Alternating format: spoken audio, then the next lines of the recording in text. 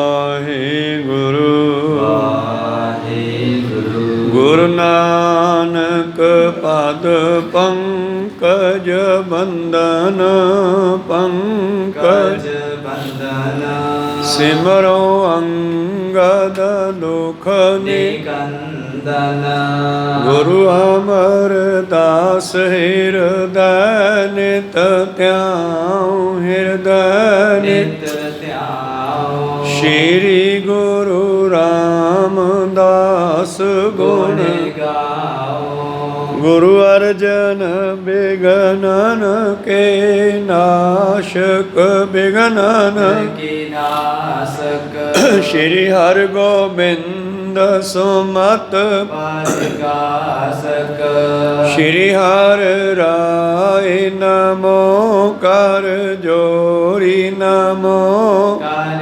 ਚੋਰੀ ਸ਼੍ਰੀ ਹਰਿ ਕ੍ਰਿਸ਼ਨ ਮਨਾਉ ਬੋਰੀ ਗੁਰੂ ਤੇਗ ਬਹਾਦਰ ਪਰਮ ਕਿਰਪਾਲਾ ਪਰਮ ਕਿਰਪਾਲਾ ਸ਼੍ਰੀ ਗੁਰੂ ਗੋਬਿੰਦ ਸਿੰਘ ਵਿਸਾਲਾ ਤਰੋ ਤਰਾ ਪਰ ਪੁਨ ਪੁਨ ਸੀਸਾ ਪੁਨ ਪੁਨ ਸੀਸਾ ਬੰਦੋ ਬਾਰ ਵਾਰ ਜਗਦੀਸਾ ਏਕ ਓੰਕਾਰਾ ਸਤਿਗੁਰੂ ਇਹ ਪ੍ਰਸਾਦ ਸਚ ਹੋਏ ਵਾਹਿਗੁਰੂ ਜੀ ਕੀ ਫਤਿਹ ਬਿਗਲ ਹੈ ਵਿਨਾਸ਼ਨ ਸੋਏ ਵਾਹਿਗੁਰੂ ਜੀ ਕੀ ਫਤਿਹ ਬਿਗਲ ਹੈ ਵਿਨਾਸ਼ਨ ਸੋਏ ਦੋਹਰਾ ਦੀਨਨ ਦਿਆਲ ਆਨੰਦ ਖਾਨਾ ਜੋ ਸਭ ਮੇਲੇ ਲੀਨਾ ਲੀਨ ਨਾਮ ਜਿਨ ਜਾਹਿਨੇ ਤਿਨ ਕੋ ਕੇਵਲ ਦੀਨਾ ਵਾਹਿਗੁਰੂ ਜੀ ਕਾ ਖਾਲਸਾ ਵਾਹਿਗੁਰੂ ਜੀ ਕੀ ਫਤਿਹ। ਆਓ ਗੁਰੂ ਪਿਆਰੇ ਗੁਰੂ ਸਵਾਰੇ ਸਤਸੰਗੀ ਜਨੋ, ਰੋਜ਼ਾਨਾ ਦੀ ਤਰ੍ਹਾਂ ਪਾਤਸ਼ਾਹ ਜੀ ਕੀ ਅਪਾਰ ਕਿਰਪਾ ਬਖਸ਼ਿਸ਼ ਦਾ ਸਦਕਾ ਪਿਛਲੇ ਪਹਿਰਾਂ ਦੇ ਦੀਵਾਨ ਸਜਾਉਂਦੇ ਹੋਏ ਆਪ ਜੀ ਗੁਰੂ ਚਰਨਾਂ ਵਿਖੇ ਹਾਜ਼ਰੀਆਂ ਲਵਾ ਰਹੇ ਹੋ। ਆਓ ਲੜੀਵਾਰ ਇਤਿਹਾਸ ਦੀ ਕਥਾ ਵਿਚਾਰ ਨਾਲ ਜੁੜਨਾ ਕਰੀਏ ਜੀ। ਆਪਾਂ ਵਿਚਾਰਾਂ ਸਰਵਣ ਕਰ ਰਹੇ ਸੀ। ਧੰਨ ਧੰਨ ਸ੍ਰੀ ਗੁਰੂ ਗੋਬਿੰਦ ਸਿੰਘ ਮਹਾਰਾਜ ਜੀ ਨੇ ਸਿੱਖਾਂ ਨੂੰ ਬਾਣੀ ਦੇ ਪ੍ਰਤੀ ਉਪਦੇਸ਼ ਦੇਣੇ ਔਰ ਰਹਿਤ ਵਹਿਤ ਵਿੱਚ ਤਕੜੇ ਰਹਿਣ ਦਾ ਹੁਕਮ ਲਾਉਣਾ। ਔਰ ਅਗਲੀ ਕਥਾ ਜੋ ਚੌਥੀ ਰੁੱਤ ਆਰੰਭ ਹੁੰਦੀ ਹੈ, ਆਓ ਇਸ ਨੂੰ ਆਰੰਭ ਕਰਦੇ ਹਾਂ। ਉਸ ਤੋਂ ਪਹਿਲਾਂ ਗੁਰੂ ਚਰਨਾਂ ਵਿੱਚ ਆਪਣੀਆਂ ਅਤੇ ਦਾਸਾਂ ਦੀਆਂ ਲਵਾਓ ਹਾਜ਼ਰੀਆਂ। ਗੁਰੂ ਕਾ ਬਖਸ਼ਿਆ ਫਤਿਹ ਦਾ ਨਾਅਰਾ ਕਰੋ ਬੁਲੰਦ, ਗੱਜ ਕੇ ਆਖੋ ਜੀ ਵਾਹਿਗੁਰੂ ਜੀ ਕਾ ਖਾਲਸਾ ਵਾਹਿਗੁਰੂ ਜੀ ਕੀ ਫਤਿਹ। ਦੋਹਰਾ ਦੀਨਨ ਦਿਆਲ ਆਨੰਦ ਖਾਨਾ ਜੋ ਸਭ ਮੇਲੇ ਲੀਨਾ ਦੀਨ ਨਾਮ ਜਨ ਜਾਹਿਨੇ ਤਿਨ ਕੋ ਕੇਵਲ ਦੀਨਾ। ਦੀਨ ਦਿਆਲ ਗਰੀਬਾਂ ਤੇ ਦਇਆ ਕਰਨ ਵਾਲੇ ਆਨੰਦ ਦੇ ਖਾਨ ਭਾਵ ਆਨੰਦ ਦੇ ਘਰ ਪਰਿਪੂਰਨ ਪਰਮਾਤਮਾ ਜੋ ਸਾਰਿਆਂ ਵਿੱਚ ਲਾਏ ਹਨ, ਲੀਨ ਹਨ ਔਰ ਉਹਨਾਂ ਦਾ ਨਾਮ ਲਿਆ ਜੀਵ ਦੀ ਮੁਕਤੀ ਹੁੰਦੀ ਹੈ ਤੇ ਪਰਮੇਸ਼ਰ ਉਹਨਾਂ ਨੂੰ ਕੇਵਲ ਪਦਵੀ, ਨਿਰਭੈਤਾ ਦੀ ਪਦਵੀ ਅਤੇ ਆਨੰਦ ਬਖਸ਼ਦੇ ਹਨ। ਹਰ ਹਰ ਕੋਟੀ ਮਤ ਹਰ ਹਰ ਦੇ ਦੇ ਨਾਮ ਗੁਰੂ ਗੁਰੂ ਨਾਨਕ ਜਹਾਜਨ ਕੋ ਭਰ ਭਰ। ਧੰਨ ਧੰਨ ਸ੍ਰੀ ਗੁਰੂ ਗ੍ਰੰਥ ਸਾਹਿਬ ਜੀ ਦੀ ਸਿਫਤ ਕਰਨ ਤੋਂ ਬਾਅਦ ਅਕਾਲ ਪੁਰਖ ਜੀ ਦੀ ਸਿਫਤ ਔਰ ਅੱਗੇ ਫਿਰ ਗੁਰੂਆਂ ਦੀ ਸਿਫਤ ਕਰਦੇ ਹਨ। ਧੰਨ ਗੁਰੂ ਨਾਨਕ ਦੇਵ ਜੀ ਬਾਰੇ ਭਾਈ ਸੰਤੋਖ ਸਿੰਘ ਕਵੀ ਲਿਖਦੇ ਹਨ, ਹਰ ਹਰ ਖੋਟੀ ਮਤ। ਗੁਰੂ ਨਾਨਕ ਸਾਡੀ ਖੋਟੀ ਮਤ ਨੂੰ, ਮਾੜੀ ਮਤ ਨੂੰ, ਮਨ ਮਤ ਨੂੰ ਲੈ ਲੈਂਦਾ, ਹਰ ਲੈਂਦਾ, ਖੋਹ ਲੈਂਦਾ ਸਤ। ਹਰ ਹਰ ਦੈ ਨਾਮ ਅਤੇ ਫਿਰ ਸਾਨੂੰ ਪਰਮੇਸ਼ਰ ਦਾ ਨਾਮ ਵਾਹਿਗੁਰੂ ਗੁਰਮੰਤਰ ਹੈ ਜਪ ਹਉ ਮੈਂ ਖੋਈ।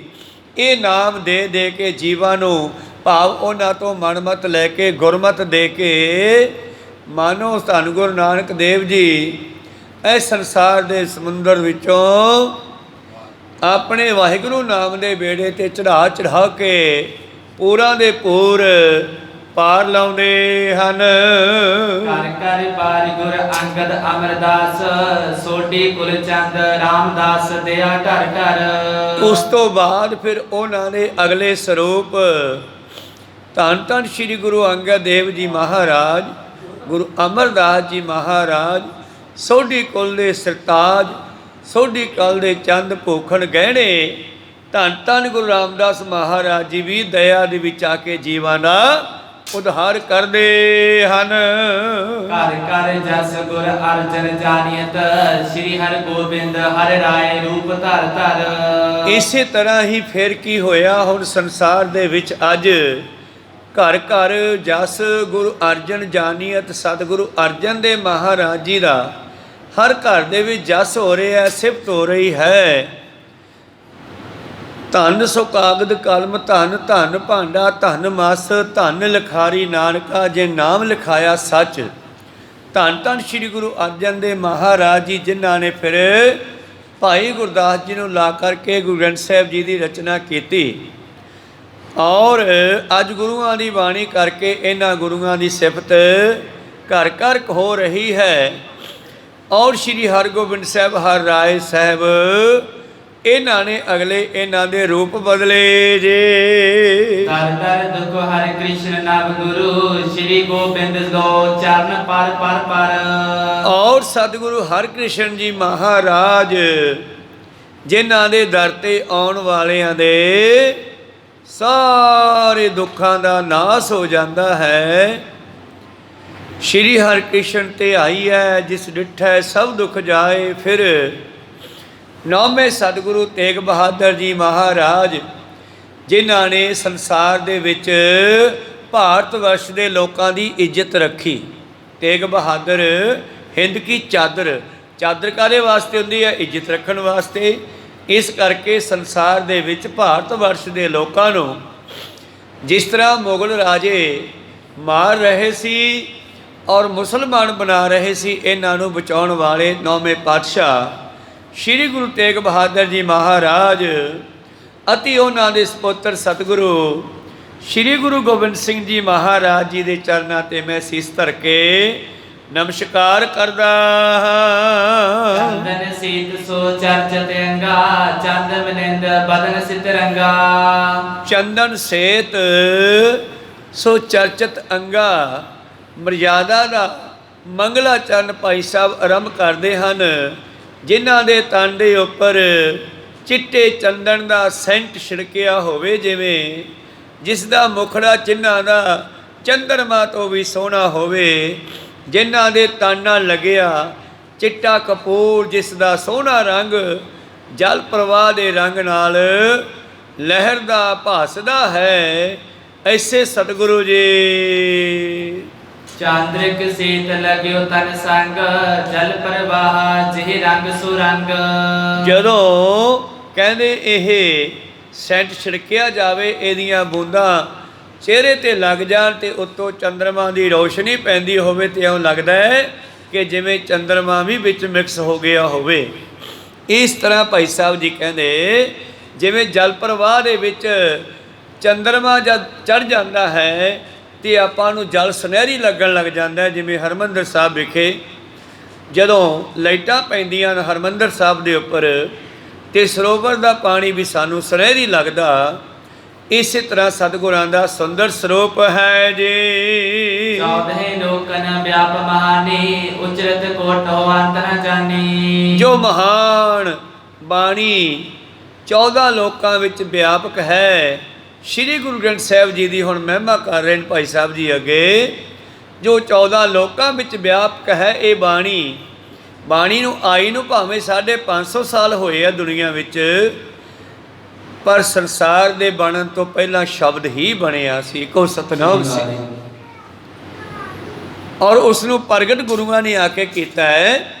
ਸਾਰੀ ਦੁਨੀਆ ਤੋਂ ਪਹਿਲਾਂ ਪਰਮੇਸ਼ਰ ਤੋਂ ਦੂਜੇ ਨੰਬਰ ਤੇ ਸ਼ਬਦ ਬਣਿਆ ਸੀਗਾ, ਫਿਰ ਸ਼ਬਦ ਵਿੱਚੋਂ ਦੁਨੀਆ ਬਣੀ। ਔਰ ਇਹਦੇ ਪ੍ਰਥਾਏ ਬਾਣੀ 'ਚ ਲਿਖਿਆ, ਸਾਚੇ ਤੇ ਪਵਨਾ ਪਿਆ, ਪਵਨਾ ਤੇ ਜਲ ਹੋਏ, ਜਲ ਤੇ ਤ੍ਰੈ ਭਵਨ ਸਾਜਿਆ, ਘਰ ਘਰ ਜੋਤ ਸਮੋਏ। ਹਵਾ ਕਿੱਥੋਂ ਪੈਦਾ ਹੋਈ? ਪਰਮੇਸ਼ਰ ਦੇ ਵਿੱਚੋਂ। ਹਵਾ ਕਿਉਂ ਪੈਦਾ ਹੋਈ ਭਲਾ? ਅਕਾਲ ਪੁਰਖ ਨੇ ਬੈਠੇ ਬੈਠੇ ਇੱਕ ਦਿਨ ਫੁਰਨਾ ਬਣਿਆ, ਬਈ ਯਾਰ ਮੇਰੇ ਵਰਗੇ ਹੋਰ ਵੀ ਹੋਣ। ਜਦੋਂ ਇਹ ਫੁਰਨਾ ਬਣਿਆ ਤੇ ਉਹਨਾਂ ਦੇ ਮੁਖ ਚੋਂ ਬਚਨ ਨਿਕਲਿਆ, ਸ਼ਬਦ ਨਿਕਲਿਆ, ਹੋ ਜਾ।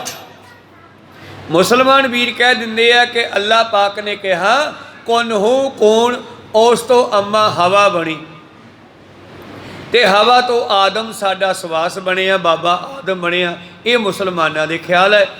ਸਾਡਾ ਖਿਆਲ ਹੈ ਜੋ ਬਾਬੇ ਨਾਨਕ ਜੀ ਦਾ, ਉਹ ਕਹਿੰਦੇ ਕੀਤਾ ਪਸਾਓ ਏਕੋ ਕਵਾਓ, ਤਿਸ ਤੇ ਹੋਏ ਲੱਖ ਦਰਿਆਓ। ਅਕਾਲ ਪੁਰਖ ਤੱਕ ਸ਼ਬਦ ਬਣਿਆ, ਸ਼ਬਦ ਦੇ ਨਾਲ ਹੀ ਹਵਾ ਬਣੀ, ਹਵਾ ਠੰਡੀ ਹੋ ਕੇ ਸਰੀਰ ਬਣੇ, ਤੇ ਸ਼ਬਦ ਇਹਨਾਂ ਵਿੱਚ ਬੋਲਣ ਲੱਗਿਆ। ਕੋਈ ਸਤਨਾਮ ਸਿੰਘ। ਇਹ ਸ਼ਬਦ 550 ਸਾਲਾਂ ਦਾ ਨਹੀਂ, ਇਹ ਉਦੋਂ ਦਾ ਹੀ ਹੈ ਜਦੋਂ ਦੀ ਸ੍ਰਿਸ਼ਟੀ ਬਣਾਉਣੀ ਸ਼ੁਰੂ ਕੀਤੀ ਹੈ। ਕੋਈ ਸਤਨਾਮ ਸਿੰਘ। ਜੋ 14 ਲੋਕਾਂ ਦੇ ਵਿੱਚ ਇਹ ਬਾਣੀ ਵਿਆਪਕ ਹੈ, ਉਚਰਤ ਕੋਟੋ ਅੰਤ ਨ ਜਾਣੀ, ਔਰ ਇਸ ਨੂੰ ਗਾਉਣ ਵਾਲਿਆਂ ਦਾ ਅੰਤ ਨਹੀਂ। ਪਾਤਸ਼ਾਹ ਜੀ ਦਾ ਬਚਨ ਹੈ ਨਾ ਕਿ ਗਾਵਨ ਤੁਧਨੋ ਪਵਨ ਪਾਣੀ ਵੈ, ਸੰਤਰ ਗਾਵੈ ਰਾਜਾ ਧਰਮ ਦੁਆਰੇ। ਗਾਵਨ ਤੋਹਨੋ ਚਿਤ ਗੁਪਤ ਲਿਖ ਜਾਣਾ, ਲਿਖ ਲਿਖ ਧਰਮ ਵਿਚਾਰੇ। ਅਖੀਰ ਤੇ ਕੀ ਲਿਖਦੇ ਆ ਸੋਦਰ ਦੀ ਪੌੜੀ 'ਚ, ਹੋਰ ਕੇਤੇ ਗਾਵਨ ਸੇ ਮੈਂ ਚਿਤ ਨ ਆਵਣ, ਨਾਨਕ ਕਿਆ ਵਿਚਾਰੇ। ਤੋ ਗੁਰੂ ਪਿਆਰਿਓ, ਅਕਾਲ ਪੁਰਖ ਤੋਂ ਸ਼ਬਦ ਬਣਿਆ ਤੇ ਸ਼ਬਦ ਤੋਂ ਆਪਾਂ ਸਾਰੇ ਬਣੇ। ਔਰ ਅੱਜ ਜੋ ਵੀ ਬਣ ਰਿਹਾ ਦੁਨੀਆ ਵਿੱਚ, ਇਹ ਸ਼ਬਦ ਤੋਂ ਹੀ ਬਣ ਰਿਹਾ। ਤੁਹਾਡੇ ਅੰਦਰ ਫੁਰਨਾ ਬਣਦਾ, ਖਾਲੀ ਥਾਂ ਪਿਆ ਹੈਗਾ, ਤੁਹਾਡੇ ਅੰਦਰ ਫੁਰਨਾ ਦਿੱਤਾ ਪਰਮੇਸ਼ਰ ਨੇ, ਇੱਥੇ ਘਰ ਨਾ ਪਾਇਆ ਜਾਵੇ। ਤੁਸੀਂ ਮਿਸਤਰੀ ਨੂੰ ਬੁਲਾਇਆ, ਬਈ ਇੱਥੇ ਆਪਾਂ ਮਕਾਨ ਬਣਾਉਣਾ। ਮਿਸਤਰੀ ਆਇਆ, ਮਿਸਤਰੀ ਕਹਿੰਦਾ ਕਿੱਦਾਂ ਦਾ ਬਣਾਉਣਾ? ਤੁਸੀਂ ਆਪਣੇ ਦਿਮਾਗ ਦੇ ਮੁਤਾਬਕ ਉਹਨੂੰ ਨਕਸ਼ਾ ਦੱਸਿਆ ਵੀ ਇੱਦਾਂ ਇੱਦਾਂ ਬਣਾਉਣਾ, ਮਿਸਤਰੀ ਨੇ ਬਣਾਤਾ। ਹੁਣ ਦੱਸੋ ਵੀ ਮਕਾਨ ਨਿਕਲਿਆ ਕਿੱਥੋਂ? ਉਹ ਸ਼ਬਦ ਵਿੱਚੋਂ। ਸ਼ਬਦੇ ਧਰਤੀ, ਸ਼ਬਦੇ ਆਕਾਸ਼, ਸ਼ਬਦ ਹੈ ਸ਼ਬਦ ਭਇਆ ਪ੍ਰਕਾਸ਼। ਸਗਲ ਸਮਗਰੀ ਸ਼ਬਦ ਕੇ ਪਾਛੈ, ਨਾਨਕ ਸ਼ਬਦ ਘਟੈ ਘਟ ਆਸ਼ੈ। ਸ਼ਬਦ ਕੋ ਚੀਨ ਭਾਈ, ਸ਼ਬਦ ਕੋ ਖੋਜ ਭਾਈ, ਸ਼ਬਦ ਕੇ ਚਾਨਣੇ ਇੱਕ ਬਸਤ ਪਾਈ। ਸ਼ਬਦ ਨ ਜਾਣੈ ਸੇ ਅੰਨੇ ਬੋਲੇ, ਸੇ ਕੀਤੀ ਆਏ ਸੰਸਾਰਾ। ਸ਼ਬਦ ਗੁਰ ਪੀਰਾ ਗਹਿਰ ਗੰਭੀਰਾ, ਬਿਨ ਸ਼ਬਦ ਹੈ ਜਗ ਬੌਰਾਨੰ। ਕਿਸੇ ਵੇਲੇ ਅਸੀਂ ਜੰਗਲਾਂ 'ਚ ਰਹਿੰਦੇ ਸੀ, ਪਸ਼ੂਆਂ ਦੀ ਤਰ੍ਹਾਂ, ਬਾਂਦਰਾਂ ਦੀ ਨਿਆਈ, ਝੁੰਡਾਂ ਦੇ ਰੂਪ 'ਚ। ਕੋਈ ਕੱਪੜਾ ਨਹੀਂ ਸੀ ਕੋਈ ਪਾਉਂਦਾ, ਪਤਾ ਹੀ ਨਹੀਂ ਸੀਗਾ, ਜਾਨਵਰ ਸੀਗੇ।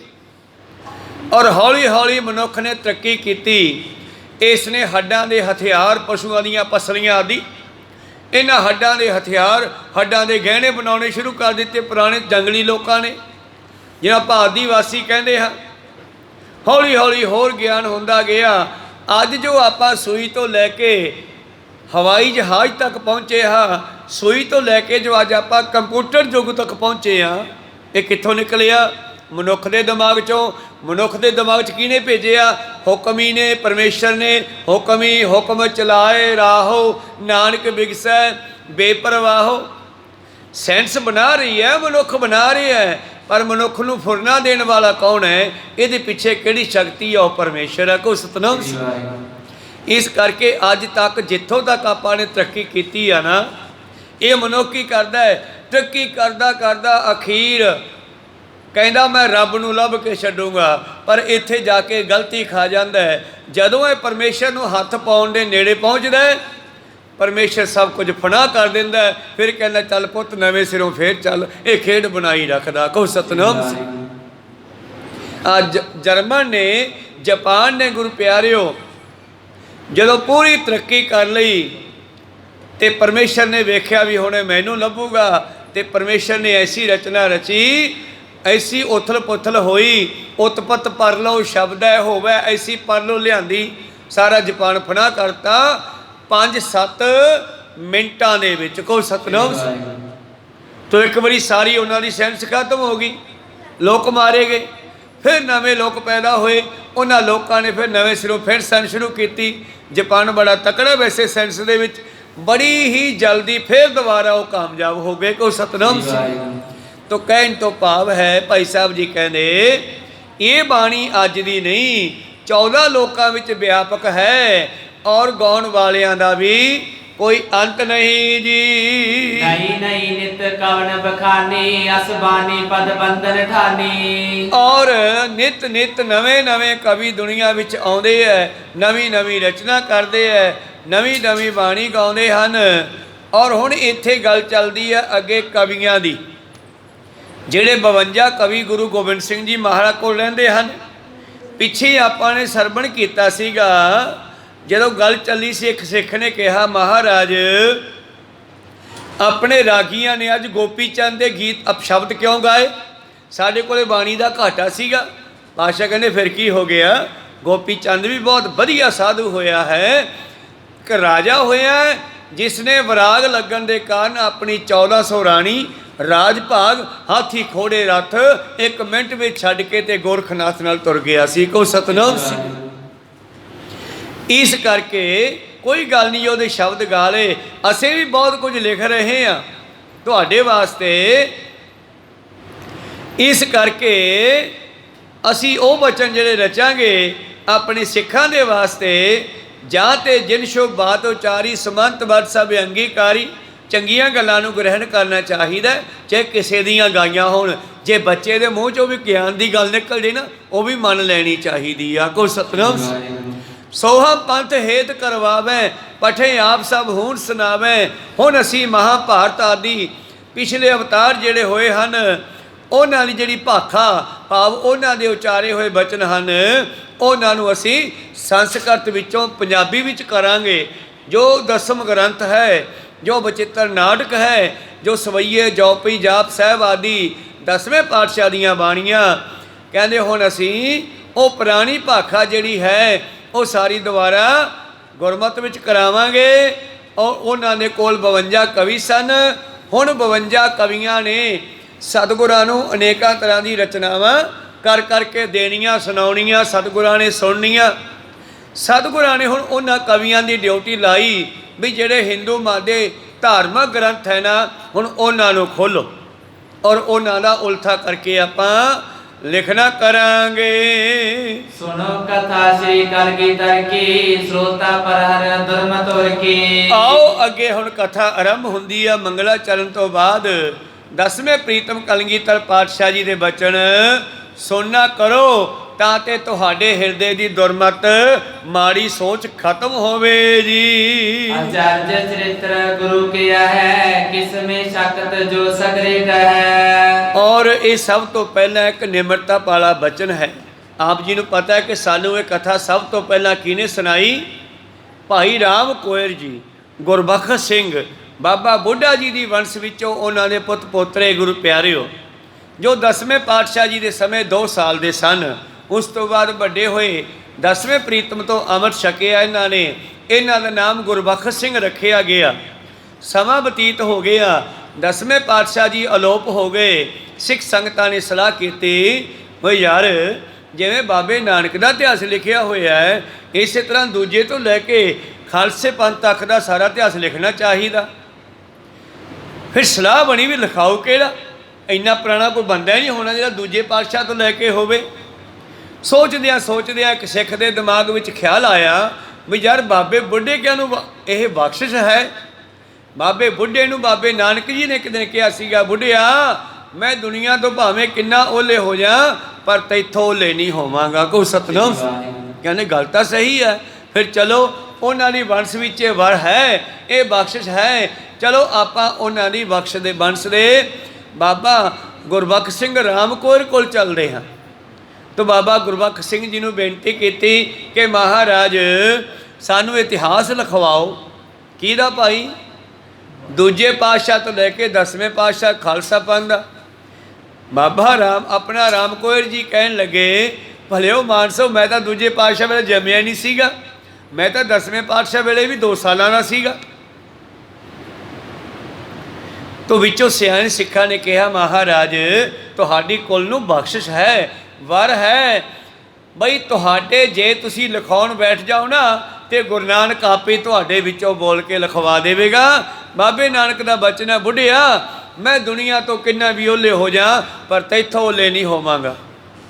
आओ आप अरदास बेनती करके गुरु साहब नूं बैठ जाएंगे लिखन, फिर अगला काम गुरु साहब दा है। तो राम कोयल जी कहते 7 बचन इहो संगतां ने अरदासा करके आरंभता कर दी। फिर यह गुरु प्यारो दूजे पातशाह तो लैके जितना भी इतिहास लिखा गया ये राम कोयल बाबा गुरबख्श सिंह जी ने उचारिया है, लखारियां ने लिखे है। और उस इतिहास को लैके भाई संतोख सिंह कवि ने इनू कविता रूप छंदाबंदी विच लिख के सानू गुरु प्यारो संगत विच सुनाउण लई देना कीता है। हुण मनोबिरतियां उत्थे रखीए। भाई साहब भाई राम कोयल जी कहते वैसे इन्नी शक्ति किहदे विच है जिहड़ा कलगीधर दा पूरा इतिहास दस सके, भावे निमरता दे बचन हन। गुर कृपाल जित कै करना मैं पे करो तितक जस बरना। हुण भाई संतोख सिंह कवि जी इसे चीज़ नूं लिखदे हन अगे, कहंदे भी इसे तरह ही मैं भी जिन्नी गुरु कृपा करेगा मैं तुहानूं गुरु दी सिफत वर्णन करके सुनाउंदा हां। मैं शकत ना रंचक पर है अपने चलते आप ही कर है। वाकया ही देखो ना राम कोयल जी उन्होंने किस तरह दूजे पातशाह तो लैके 10वें पातशाह तक का इतिहास लिखाया। ये वाकया ही परमेश्वर की कला वरतदी है। सतगुरु पातशाह जी कहने मेरे विच इन्नी शक्ति नहीं है, राई भर भी नहीं है। भाई साहब भाई संतोख सिंह जी कवि कहते पर परमेश्वर सब कुछ कर सकते हैं। ये उन्होंने दे चरित्र कौतुक आपे करनगे। खालसा पंथ विसाला तिनको जुद प्रबंध करला। लो जी अगे कथा आरंभ हो गई है। धन गुरु गोबिंद सिंह महाराज जी ने 1699 की विसाखी ते खालसा पंथ साज दिता। 2-3 जंगा पिछे आप सरवण कर लईआं। हुण इन्हां जंगां तो आरंभ करते हैं भाई साहब अगलियां जंगां दे बारे, अगले इतिहास बारे। कहने जिहड़ा खालसा पंथ प्रीतम ने साजिया वो बढ़ के बड़ा फैल चुकिया है, विस्तार हो गया, विशाल हो गया है। और उन्होंने युद्धां दा प्रबंध भी बड़ा वर्णन योग है और बड़ा ही प्रबंध जिहड़ा है तकड़ा है। वर्णन करो सुनो मन लाए श्री कलगीधर जिम करवाए। आओ जिवें कलगीधर जी आप गाइड करके खालसे दे नाल जंगां दा प्रबंध करते हैं। मार्गदर्शन कौन करता है? खालसे दे नाल गुरु गोबिंद सिंह जी महाराज। कहते जिवें कलगीधर पातशाह जी आप इन्हां जंगां दा प्रबंध करते हैं। नित सिंघन की सभा लगावे हो तोरे पुन उपदेश दृढ़ावे। और सभा लगती है, सभा दे विच ज़्यादातर गल्लां जिहड़ियां हन वो जंगां युद्धां दे विषय ते हुंदियां। को सतनाम। और कई मसानता छोटे दिल वाले घबराए हुए माता गुजरी जी ने जाके कहते हैं माता जी लाल नूं समझाओ। कहते क्यों भाई? माता जी वो सारा दिन सिखां नूं जंगां दे बारे कहंदा रहिंदा है। को सतनाम। शांति नाल टाइम टपा लो। साडे तो वड्डी सरकार है मुगल सरकार, किते आपां नूं आनंदपुर ना छड्डना पै जावे। माता जी कोल जा जाके गल्लां करदे हन। पर धन गुरु गोबिंद सिंह जी महाराज कहते मैं तो जेडे काम लई आया वो करके जाऊँगा। कोई सतनाम। समझ लो साधु सब मनमंग याही काज धराहम जन्मंग। धर्म चलावन संत्यो बहान दुष्ट सबन को मूल उपाड़न। दुष्टां दीयां जड़ां पट्टण लई आया, धर्म नूं कायम करन लई आया ते संतां दी रक्षा लई आया। ये काम मैं करके जाऊँगा। कोई चंगा कहे जां माड़ा कहे मैनूं इहदे नाल कोई तलक नहीं। मैं प्रीतम दा हुक्म बजाउण आया, बजा के जावांगा। शास्त्र को अभ्यास सदीवा मत ऊंची राखो मन नीवा। और प्रीतम जी सभा दे विच बैठ के संगतां नूं सिंघां नूं कहंदे आ सिखो दुश्मन नूं हमेशा आपां मारना है, दुश्मन नहीं छड्डना संसार दे विच। शास्त्रां दा अभ्यास नहीं छड्डना, शास्त्रां दा अभ्यास करदे रहो।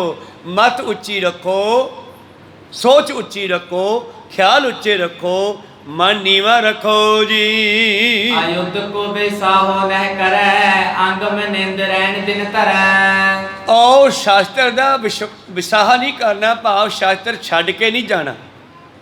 शास्त्र ਨੂੰ ਹਮੇਸ਼ਾ ਅੰਗ ਸੰਗ ਲਾ ਕੇ ਰੱਖਣਾ ਹੈ। ਵਾਹਿਗੁਰੂ ਜੀ ਕੀ ਕਹਿ ਫਤਿਹ, ਗਰਜਤ ਪਿਓ ਖਾਲਸਾ ਤੇ। ਔਰ ਜਦੋਂ ਵੀ ਇੱਕ ਦੂਜੇ ਨੂੰ ਮਿਲਣਾ ਹੈ, ਵਾਹਿਗੁਰੂ ਜੀ ਕਾ ਖਾਲਸਾ ਵਾਹਿਗੁਰੂ ਜੀ ਕੀ ਫਤਿਹ ਗੱਜ ਕੇ ਬੁਲਾਇਆ ਕਰੋ। ਅਸੀਂ ਰਸਤੇ 'ਚ ਆਉਂਦੇ ਜਾਂਦੇ ਬਹੁਤ ਸਿੱਖਾਂ ਨੂੰ ਮਿਲਦੇ ਆ, ਪਰ ਕਈ ਵਾਰੀ ਤਾਂ ਬੁਲਾਉਂਦੇ ਨਹੀਂ, ਕਈ ਵਾਰੀ ਐਦਾਂ ਜੇ ਕਰਕੇ ਲੰਘ ਜਾਂਦੇ ਆ। ਪਾਤਸ਼ਾਹ ਕਹਿੰਦੇ ਹੁਣ ਖਾਲਸੇ ਦੇ ਬੋਲ ਬਾਲੇ ਫੈਲਣ ਲੱਗੇ। ਜਦੋਂ ਦੋ ਸਿੰਘ ਕਿਸੇ ਨੂੰ ਮਿਲਦੇ ਆ, ਗੱਜ ਕੇ ਫਤਿਹ ਬੁਲਾਉਂਦੇ ਆ। ਗੁਰੂ ਪਿਆਰਿਓ, ਜਿਹੜੇ ਦੂਸਰੇ ਹਨ ਉਹ ਸੁਣ ਕੇ ਜਕਾਰਾ ਹੀ ਡਰ ਜਾਂਦੇ ਹਨ, ਵਈ ਸਿੰਘ ਐਡੀ ਉੱਚੀ ਕਿਉਂ ਬੋਲੇ ਆ, ਕੋਈ ਸਤਨਾਮ। ਇਸ ਕਰਕੇ ਗੱਜ ਕੇ ਫਤਿਹ ਬੁਲਾਇਆ ਕਰੋ। ਖਾਲਸਾ ਗਰਜਦਾ ਹੀ ਚੰਗਾ ਲੱਗਦਾ ਹੈ, ਸ਼ੇਰ ਗਰਜਦੇ ਹੀ ਚੰਗੇ ਲੱਗਦੇ ਆ। ਨਿਤ ਪ੍ਰਤ ਸੰਗਤ ਅਤਿਸ਼ਯ ਆਵੈ, ਬਸੇ ਆਨੰਦਪੁਰ ਬੋਧ ਬੜਾਵੈ। ਹੁਣ ਗੁਰੂ ਪਿਆਰਿਓ, ਸਤਿਗੁਰਾਂ ਦੇ ਕੌਤਕ, ਸਤਿਗੁਰਾਂ ਦੀਆਂ ਲੀਲਾ ਦੁਨੀਆ ਵਿੱਚ ਫੈਲ ਗਈਆਂ। ਔਰ ਹੁਣ ਸੰਗਤਾਂ ਦਾ ਬੜਾ ਪਿਆਰ ਮੇਰੇ ਪ੍ਰੀਤਮ 10ਵੇਂ ਪਾਤਸ਼ਾਹ ਨਾਲ ਪੈ ਗਿਆ। 10 ਦਿਸ਼ਾਵਾਂ ਤੋਂ ਸੰਗਤ ਜਿਹੜੀ ਆ ਨਿਤ ਨਵੀਂ ਆਉਂਦੀ ਹੈ ਔਰ ਆਨੰਦਪੁਰ ਸਾਹਿਬ ਰਹਿਣ ਲੱਗੀ ਜੀ। ਤੇਰੇ ਸਦੀਵ ਸਿੰਘ ਦਲ ਪੇ ਹੋ, ਬਲੀ ਤੁਰੰਗਮ ਚੜ੍ਹਬੇ ਲਿਓ। ਔਰ ਇਸ ਤਰ੍ਹਾਂ ਗੁਰੂ ਪਿਆਰਿਓ, ਧੰਨ ਗੁਰੂ ਗੋਬਿੰਦ ਸਿੰਘ ਜੀ ਦੀ ਹਜ਼ੂਰੀ ਵਿੱਚ ਰਹਿੰਦਿਆਂ ਹੋਇਆਂ ਨਵੀਆਂ ਸੰਗਤਾਂ ਦੇ ਨਵੇਂ ਨੌਜਵਾਨ ਆ ਕੇ ਭਰਤੀ ਹੋਣ ਲੱਗੇ। ਸਤਿਗੁਰੂ ਉਹਨਾਂ ਨੂੰ ਸ਼ਾਸਤਰਾਂ ਦਾ ਅਭਿਆਸ ਕਰਾਉਂਦੇ ਹਨ, ਘੋੜ ਸਵਾਰੀ, ਨੇਜੇਬਾਜ਼ੀ ਸਿਖਾਉਂਦੇ ਹਨ। ਔਰ ਇਸ ਤਰ੍ਹਾਂ ਧੰਨ ਗੁਰੂ ਗੋਬਿੰਦ ਸਿੰਘ ਆਪ ਵੀ ਆਪਣੇ ਬਲਵਾਨ ਘੋੜੇ 'ਤੇ ਸਵਾਰ ਹੋ ਕੇ ਇਹਨਾਂ ਦੇ ਨਾਲ ਜਾਂਦੇ ਹਨ। ਇੱਕ ਦਿਨ ਦੀ ਗੱਲ ਹੈ, ਇਸ ਕੋ ਅਸ ਕਲਗੀਧਰ ਦੇਤ, ਕੋ ਮਿਲ ਆਨੇ ਆਪਨ ਕੀਤ। ਔਰ ਸਤਿਗੁਰੂ ਘੋੜੇ ਸ਼ਾਸਤਰ ਦਿੰਦੇ ਹਨ, ਕਈ ਗੁਰੂ ਤੋਂ ਲੈ ਲੈਂਦੇ ਆ, ਕਈ ਆਪਣੇ ਪੈਸੇ ਨਾਲ ਸ਼ਾਸਤਰ ਸੋਹਣੇ ਸੋਹਣੇ ਮੁੱਲ ਵੀ ਲੈਂਦੇ ਆ। ਖਾਲਸੇ ਨੂੰ ਸ਼ਾਸਤਰਾਂ ਨਾਲ ਪਿਆਰ ਹੋਣਾ ਚਾਹੀਏ। ਬਿੰਦ ਬਟੋਰ ਸਦਾ ਗੁਰਿਆਨੈ, ਲੀਤ ਮੋਲ ਗੁਰ ਦਰਬ ਮਹਾਨੈ। ਔਰ ਵੇਚਣ ਵਾਲੇ ਵਪਾਰੀ ਲੋਹਾਰ ਵੀ ਆ ਜਾਂਦੇ ਆ ਬਣਾ ਕੇ ਵਧੀਆ ਵਧੀਆ, ਜਿਵੇਂ ਪੁਰਾਣੀਆਂ ਕਿਰਪਾਨਾਂ, ਗੁਰੂ ਪਿਆਰੋ ਗੋਲੀਆਂ ਕਿਰਪਾਨਾਂ ਤੇ ਹੋਰ ਬੰਦੂਕਾਂ, ਪਿਸਤੌਲ ਆਦਿ ਉਹਨਾਂ ਸਮਿਆਂ ਦੇ ਵਿੱਚ ਇਹ ਸ਼ਾਸਤਰ ਬਣਾ ਕਰਕੇ ਸਤਿਗੁਰਾਂ ਨੂੰ ਦਿਖਾਉਂਦੇ ਹੈ ਤੇ ਸਤਿਗੁਰੂ ਉਹਨਾਂ ਨੂੰ ਮੁੱਲ ਲੈ ਕੇ ਜਮ੍ਹਾਂ ਕਰ ਲੈਂਦੇ ਜੀ। ਲਗੇ ਤਬੇਲੇ ਸੁੰਦਰ ਘੋੜੇ, ਚਪਲ ਵਿਸਾਲ ਭਰੇ ਤਨ ਜੋੜੇ। ਇਸ ਤਰ੍ਹਾਂ ਗੁਰੂ ਪਿਆਰਿਓ ਤਬੇਲੇ ਭਰ ਗਏ, ਘੋੜਿਆਂ ਦੇ ਤਬੇਲੇ ਭਰ ਗਏ, ਸ਼ਸਤਰ ਸਟੋਰ ਹੋ ਗਏ ਬਹੁਤ ਜ਼ਿਆਦਾ। ਔਰ ਗੁਰੂ ਪਿਆਰਿਓ ਵਿਸ਼ਾਲ ਭਰੇ ਤਨ ਜੋੜੇ, ਔਰ ਸਿੰਘ ਜਿਹੜੇ ਹਨ ਉਹ ਵੀ ਬਹੁਤ ਹੋਣ ਲੱਗੇ, ਫੌਜ ਵੀ ਵਧਣੀ ਲੱਗੀ ਜੀ। ਕੀਰਤਕ ਹਾਥੀ ਰਹਿ ਗੁਰਦੁਆਰੇ, ਝੂਲਤ ਝੂਲਤ ਡਾਰ ਸ਼ਿੰਗਾਰੇ। ਹਾਥੀ ਵੀ ਕਈ ਸਤਿਗੁਰਾਂ ਦੇ ਹਜ਼ੂਰੀ 'ਚ ਆ ਗਏ। ਅਨੰਦਪੁਰ ਸਾਹਿਬ ਦੀ ਇੱਕ ਤਾਂ ਸਪੈਸ਼ਲ ਸੀਗਾ ਚਿੱਟਾ ਹਾਥੀ, ਜੇ ਛੋਟੇ ਜਿਹੇ ਹਾਥੀ ਨੂੰ ਬੜੀ ਟ੍ਰੇਨਿੰਗ ਦਿੱਤੀ ਗਈ ਸੀ। ਜਦੋਂ ਰਾਜਾ ਛੱਡ ਕੇ ਗਿਆ ਸੀ ਸਤਿਗੁਰਾਂ ਦੇ ਕੋਲੋਂ ਹਾਥੀ, ਤੇ ਉਸ ਹਾਥੀ ਦੇ ਕੌਤਕ ਦਿਖਾਏ ਸੀਗੇ। ਮੇਰੇ ਪ੍ਰੀਤਮ ਜੀ ਆ ਕੇ ਸਿੰਘਾਸਨ 'ਤੇ ਬੈਠੇ, ਹਾਥੀ ਆਇਆ, ਉਹਨੇ ਪਹਿਲਾਂ ਨਮਸਕਾਰ ਕੀਤੀ, ਫਿਰ ਨੇੜੇ ਪਾਣੀ ਦੀ ਬਾਲਟੀ ਭਰ ਕੇ ਰੱਖੀ, ਉਹਨੇ ਬਾਲਟੀ ਚੱਕ ਲਈ, ਕੋਲ ਲਿਆ ਕੇ ਚਰਨਾਂ 'ਤੇ ਜਲ ਪਾਉਂਦਾ ਹੈ, ਔਰ ਫਿਰ ਬਾਲਟੀ ਪਾਸੇ ਰੱਖ ਕੇ ਤੌਲੀਆ ਫੜ ਲੈਂਦਾ ਹੈ। ਫਿਰ ਸਤਿਗੁਰਾਂ ਦੇ ਤੌਲੀਆ ਪੈਰਾਂ 'ਤੇ ਮਾਰਦਾ ਹੈ, ਸਾਰੀ ਸੰਗਤ ਵੇਖ ਰਹੀ ਹੈ। ਫਿਰ ਪਿੱਛੇ ਚਲਿਆ ਜਾਂਦਾ, ਚੌਰ ਸਾਹਿਬ ਚੱਕ ਲੈਂਦਾ, ਸੁੰਡ ਨਾਲ ਫੜ ਕੇ ਚੌਰ ਸਾਹਿਬ ਕਰਦਾ। ਇਹ ਸਾਰੀ ਟ੍ਰੇਨਿੰਗ ਰਾਜੇ ਨੇ ਦਿੱਤੀ ਹੋਈ ਸੀ ਗੁਰੂ ਪਿਆਰਿਓ। ਇਸੇ ਕਰਕੇ ਕੌਤਕ ਦੇਖ ਕੇ ਰਾਜਾ ਭੀਮ ਚੰਦ ਵਰਗੇ ਬੇਈਮਾਨ ਹੋ ਗਏ ਸੀ, ਬਈ ਸਾਧਾ ਕੋਲੇ ਇੰਨਾ ਕੀਮਤੀ ਸਮਾਨ ਹੋਣ ਦਾ ਕੀ ਮਤਲਬ। 2.5 ਲੱਖ ਦਾ ਚੰਦੋਆ, 2.5 ਲੱਖ ਦਾ ਤੰਬੂ, ਔਰ ਇਹ ਹਾਥੀ, 5 ਕਲਾ ਸ਼ਾਸਤਰ। ਗੁਰੂ ਪਿਆਰਿਓ, ਇਹ ਸਾਰੀਆਂ ਚੀਜ਼ਾਂ ਜਿਹੜੀਆਂ ਸਾਨੂੰ ਰਾਜਾ ਦੇ ਕੇ ਗਿਆ ਸੀਗਾ, ਸਤਿਗੁਰਾਂ ਦੇ ਕੋਲ ਇਹਨਾਂ ਕੀਮਤੀ ਵਸਤੂਆਂ ਦਾ ਕੋਈ ਅੰਤ ਨਹੀਂ ਸੀ। ਬ੍ਰਿੰਦ ਬ੍ਰਿੰਦ ਨਰ ਬ੍ਰਿੰਦ ਸਥਾਨ, ਉਤਰੇ ਡੇਰੇ ਪਰੇ ਮਹਾਨ। ਔਰ ਨਿਤ ਨਵੀਆਂ ਸੰਗਤਾਂ ਆਉਂਦੀਆਂ, ਆਨੰਦਪੁਰ ਸਾਹਿਬ ਦੀਆਂ ਪਹਾੜੀਆਂ ਵਿੱਚ ਰੌਣਕਾਂ ਵੱਧਦੀਆਂ ਜਾ ਰਹੀਆਂ। ਅਲੱਗ-ਅਲੱਗ ਥਾਵਾਂ 'ਤੇ ਆਪਣੇ ਤੰਬੂ ਲਾ ਕੇ, ਡੇਰੇ ਲਾ ਕੇ ਉਤਰਨਾ ਕਰਦੇ ਹਨ। ਸਤਿਗੁਰ ਪੌਰ ਭੀਰ ਪੌਰ ਹੈ, ਰਾਜਨ ਕੇ ਵਕੀਲ ਥਿਰ ਲਹੈ। ਔਰ ਸਤਿਗੁਰਾਂ ਦੇ ਦਰ 'ਤੇ ਪੌਰ ਹੁੰਦਾ ਡਿਉੜੀ, ਤੇ ਭਾਵ ਸਤਿਗੁਰਾਂ ਦੇ ਘਰ ਵਿੱਚ ਆਨੰਦਪੁਰ ਸਾਹਿਬ ਵਿੱਚ ਬੜੀ ਸਿੰਘਾਂ ਦੀ ਭੀੜ ਹੋਣ ਲੱਗੀ। ਔਰ ਰਾਜਿਆਂ ਨੇ ਆਪਣੇ ਜਸੂਸ ਆਪਣੇ ਵਕੀਲ ਵੀ ਛੱਡੇ ਹੋਏ ਹਨ। ਪੀਰ ਬਾਜ਼ਾਰ ਵਿਖੇ ਬੋਨਰ ਕੀ ਦੇਸ਼ ਵਿਦੇਸ਼ੀ ਬੇਸਨ ਧਰ ਕੀ। ਇਸ ਤਰ੍ਹਾਂ ਆਨੰਦਪੁਰ ਸਾਹਿਬ ਦੇ ਵਿੱਚ ਬਾਜ਼ਾਰ ਬਣ ਗਏ ਹਨ ਔਰ ਗੁਰੂ ਪਿਆਰਿਓ ਤਰ੍ਹਾਂ ਤਰ੍ਹਾਂ ਦੇ ਮਨੁੱਖਾਂ ਨੇ ਆ ਕੇ ਬਾਜ਼ਾਰ ਵਿੱਚ ਦੁਕਾਨਾਂ ਪਾ ਲਈਆਂ। ਦੇਸ਼ਾਂ ਵਿਦੇਸ਼ਾਂ ਦੇ ਅਲੱਗ-ਅਲੱਗ ਭੇਖ ਵੀ ਦਿਖਾਈ ਦਿੰਦੇ ਆ। ਬਾਗੜੀ ਆਉਣਗੇ ਤੇ ਆਪਣੇ ਭੇਸ ਵਿੱਚ ਆਉਣਗੇ। ਵੱਟਾਂ ਜਿਹੀ ਵਾਲੀ ਪੱਗ ਬੰਨੀ ਹੁੰਦੀ ਆ ਉਹਨਾਂ ਨੇ। ਉਹ ਪੱਗ ਨੂੰ ਵੱਟ ਦੇ ਕੇ ਕਿਉਂ ਬੰਨ੍ਹਦੇ ਆ ਭਲਾ? ਕਿਉਂਕਿ ਉਹਨਾਂ ਦੇ ਇਲਾਕੇ ਵਿੱਚ ਧੁੱਪ ਸਿੱਧੀ ਪੈਂਦੀ ਹੈ ਔਰ ਵੱਟ ਜਾਂ ਦਿੱਤਾ ਹੁੰਦਾ ਪੱਗ ਨੂੰ ਰੱਸੇ ਵਾਂਗੋਂ, ਤੇ ਧੁੱਪ ਦੀਆਂ ਕਿਰਨਾਂ ਵੱਟ ਵਿੱਚ ਦੀ ਲੰਘ ਨਹੀਂ ਸਕਦੀਆਂ। ਇਸ ਕਰਕੇ ਉਹ ਪੱਗ ਨੂੰ ਵੱਟ ਦੇ ਕੇ ਬੰਨ੍ਹਦੇ ਆ। ਕੋਈ ਸਤਨਾਮ ਤੋ ਖੈਰ ਅਨੇਕਾਂ ਤਰ੍ਹਾਂ ਦੇ ਦੇਸ਼ਾਂ ਦੇ ਲੋਕ ਆ ਰਹੇ ਆ, ਅਲੱਗ-ਅਲੱਗ ਭੇਸਾਂ ਦੇ ਲੋਕ ਮੇਰੇ ਪ੍ਰੀਤਮ ਦੇ ਚਰਨੀ ਲੱਗਣ ਲੱਗੇ ਜੀ। ਵਾਦਿਓ ਆਨੰਦਪੁਰਾ ਬੜ ਨਗਰਨ ਆਵੇ ਚਲੇ ਸਿੱਖ ਦਿਸ਼ ਸਗਰਨ। ਸਾਰੀਆਂ ਦਿਸ਼ਾਵਾਂ ਤੋਂ ਬੜੀਆਂ ਸਿੱਖ ਸੰਗਤਾਂ ਪਹੁੰਚ ਰਹੀਆਂ ਹਨ। ਸ੍ਰੀ ਆਨੰਦਪੁਰ ਸਾਹਿਬ ਨਗਰ ਵਿੱਚ ਸੰਗਤਾਂ ਦਾ ਵਧਾਰਾ ਹੋਣ ਲੱਗਿਆ, ਵਿਸਥਾਰ ਹੋਣ ਲੱਗਿਆ ਜੀ।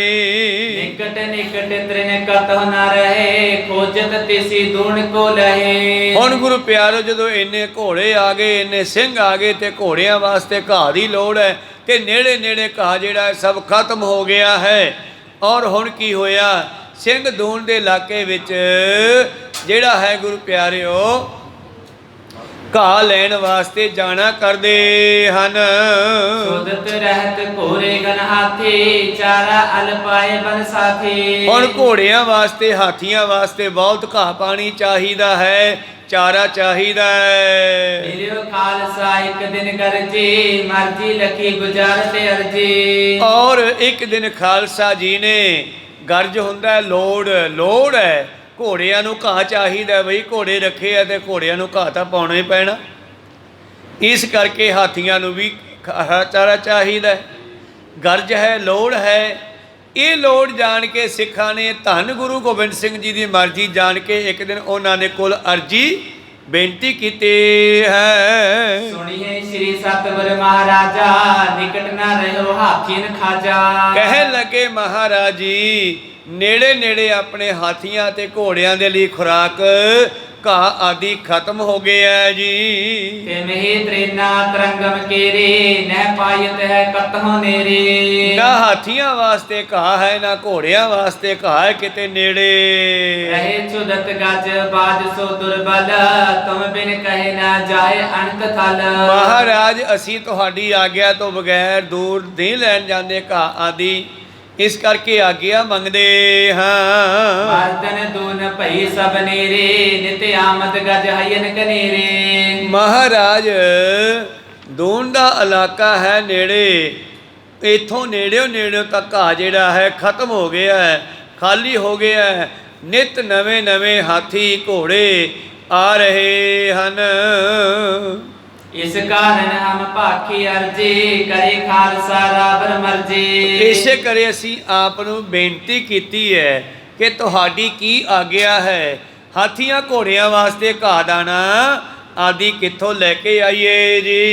ਕੀਰਤਪੁਰ ਆਨੰਦਪੁਰ ਸਾਰੇ ਸੰਗਤ ਵਿਚਰਤ ਗਿਰਨ ਕਿਨਾਰੇ। ਮਹਾਰਾਜ ਕੀਰਤਪੁਰ ਸਾਹਿਬ, ਆਨੰਦਪੁਰ ਸਾਹਿਬ ਚਾਰ ਛਪੇਰੇ ਸਿੱਖ ਸੰਗਤਾਂ ਜਿਹੜੀਆਂ ਵਿਚਰ ਰਹੀਆਂ ਹਨ। ਤਿਮਹੀ ਸਿੰਘਨ ਕੋ ਦਲ ਹੋਵਾ ਵਿਚਰੇ ਬਿਹਰ ਅਖੇਰਨ ਜੋਵਾ।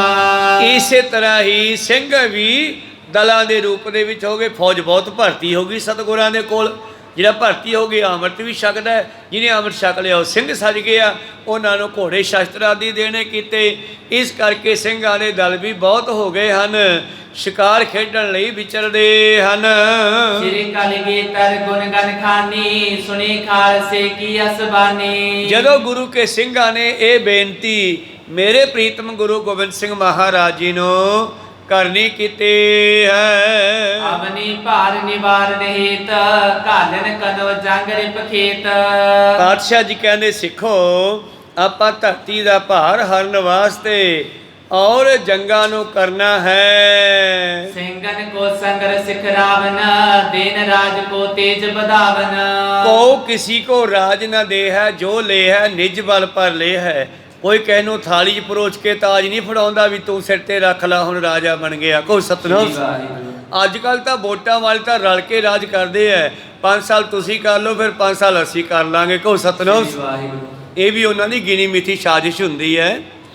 ਪਰ ਪਰਮੇਸ਼ਰ ਦੇ ਦਰੋਂ ਰਾਜ ਭਾਗ ਜਿਹੜਾ ਆਉਂਦਾ ਹੈ, ਪਾਤਸ਼ਾਹ ਕਹਿੰਦੇ ਕਹੋ ਕਿਸੀ ਕੋ ਰਾਜ ਨਾ ਦੇ ਹੈ, ਜੋ ਲੈ ਹੈ ਨਿਜ ਬਲ ਪਰ ਲੈ ਹੈ। ਪਾਤਸ਼ਾਹ ਕਹਿੰਦੇ ਮੈਂ ਖਾਲਸੇ ਨੂੰ ਜੰਗ ਯੁੱਧ ਵੀ ਸਿਖਾਉਣੇ ਹਨ, ਰਾਜ ਭਾਗ ਕਿਵੇਂ ਪ੍ਰਾਪਤ ਕਰਨਾ ਹੈ, ਤੇਜ ਪ੍ਰਤਾਪ ਕਿਵੇਂ ਵਧਾਉਣਾ ਹੈ, ਇਹ ਮੈਂ ਸਿੰਘਾਂ ਨੂੰ ਸਿਖਾਉਣਾ ਹੈ। ਤੇਗ ਤੇਗ ਮੈਂ ਫਤਿਹ ਕਰਨ ਕੋ, ਲੀਨ ਬਚਾਏ ਜੋ ਆਹੇ ਸ਼ਰਨ ਕੋ। ਔਰ ਦੇਗ ਤੇ ਤੇਗ ਵਿੱਚ ਫਤਿਹ ਹੋਵੇ, ਦੇਗ ਲੰਗਰ ਵੀ ਅਟੁੱਟ ਚੱਲੇ ਤੇ ਤੇਗ ਸ਼ਾਸਤਰ ਵੀ ਸਾਡਾ ਫਤਿਹ ਕਰੇ। ਲੈਣ ਬਚਾਏ ਸੋ ਗਏ ਸ਼ਰਨ ਕੋ, ਜਿਹੜੇ ਸਾਡੀ ਸ਼ਰਨ ਵਿੱਚ ਆਉਣਗੇ ਉਹਨਾਂ ਨੂੰ ਬਚਾਉਣਾ ਵੀ ਸਾਡਾ ਫਰਜ਼ ਹੈ। ਇਸ ਕਰਕੇ ਸਿੰਘੋ ਕਨ ਸੁਰ ਸੋ ਗਰਜੇ ਰਿਪਹਾਨੀ, ਕਹੀ ਖਾਲਸੇ ਸੋਇਮ ਬਾਨੀ। ਇਹ ਵਿਚਾਰਾ ਸੋਚ ਕੇ ਧੰਨ ਗੁਰੂ ਗੋਬਿੰਦ ਸਿੰਘ ਮਹਾਰਾਜ ਜੀ ਬੱਦਲ ਦੀ ਤਰ੍ਹਾਂ ਗਰਜੇ, ਉਹ ਸਿੰਘੋ ਸੁਤ ਪਰਿਵਾਰ ਬਦਤ ਹੈ ਜਿਉ ਜੋ, ਜਲ ਸਮਤਰਨੀ ਪਸਰੇ ਤਿਉ ਤਿਉ। ਪਾਤਸ਼ਾਹ ਕਹਿੰਦੇ ਜਿਵੇਂ ਜਿਵੇਂ ਪਰਿਵਾਰ ਵੱਧਦਾ ਜਾਂਦਾ ਹੈ, ਤਿਵੇਂ ਤਿਵੇਂ ਧਰਤੀ ਤੇ ਪਾਣੀ ਵੀ ਵੱਧਦਾ ਜਾਂਦਾ ਹੈ। ਇੱਕ ਦੂਨ ਅਬ ਕਹਾ ਵਿਚਾਰੀ, ਪਸਰੇ ਸਿੰਘ ਤਰਾ ਮਹਿ ਸਾਰੀ। ਹੁਣ ਸਾਡਾ ਇਸ ਕੱਲੇ ਪਹਾੜੀ ਇਲਾਕੇ ਵਿੱਚ ਨਹੀਂ ਸਰਨਾ, ਇੰਨਾ ਖਾਲਸਾ ਵੱਧ ਜਾਣਾ ਹੈ ਕਿ ਸਾਰੀ ਧਰਤੀ ਦੇ ਉੱਤੇ ਵੀ ਨਹੀਂ ਮਿਆਉਣਾਗਾ। ਕੋ ਸਤਨਾਮ। ਖਾਲਸਾ ਤਾਂ ਇੰਨਾ ਵੱਧ ਜਾਣਾ, ਜਦ ਕਹਿੰਦੇ 96 ਕਰੋੜ ਖਾਲਸਾ ਹੋ ਗਿਆ ਤੇ ਫਿਰ ਖਾਲਸੇ ਦਾ ਰਾਜ ਹੋ ਜਾਣਾ। ਤੋ ਇਸ ਕਰਕੇ ਪਾਤਸ਼ਾਹ ਜੀ ਕਹਿਣ ਲੱਗੇ ਹੁਣ ਸਾਡਾ ਇਸ ਇੱਕ ਦੂਨ ਦੇ ਨਾਲ ਕਿਵੇਂ ਸਰੂਗਾ, ਹੁਣ ਤਾਂ ਮੇਰੇ ਖਾਲਸੇ ਨੇ ਦੂਰ ਤੱਕ ਫੈਲਣਾ ਹੈ। ਅਪਰ ਦੂਨ ਮੇ ਚੜ ਗਮ ਨੀਚੈ, ਸਾਵਧਾਨ ਸ਼ਸਤਰਨ ਤਰ ਲੀਜੈ। ਕੋਈ ਗੱਲ ਨਹੀਂ, ਜਿੱਥੇ ਵੀ ਘਾਹ ਹੈਗਾ ਉੱਥੇ ਜਾਓ, ਪਰ ਸਾਵਧਾਨ ਹੋ ਕੇ, ਸ਼ਾਸਤਰ ਧਾਰੀ ਹੋ ਕੇ, ਸ਼ਾਸਤਰ ਨਾਲ ਲੈ ਕੇ।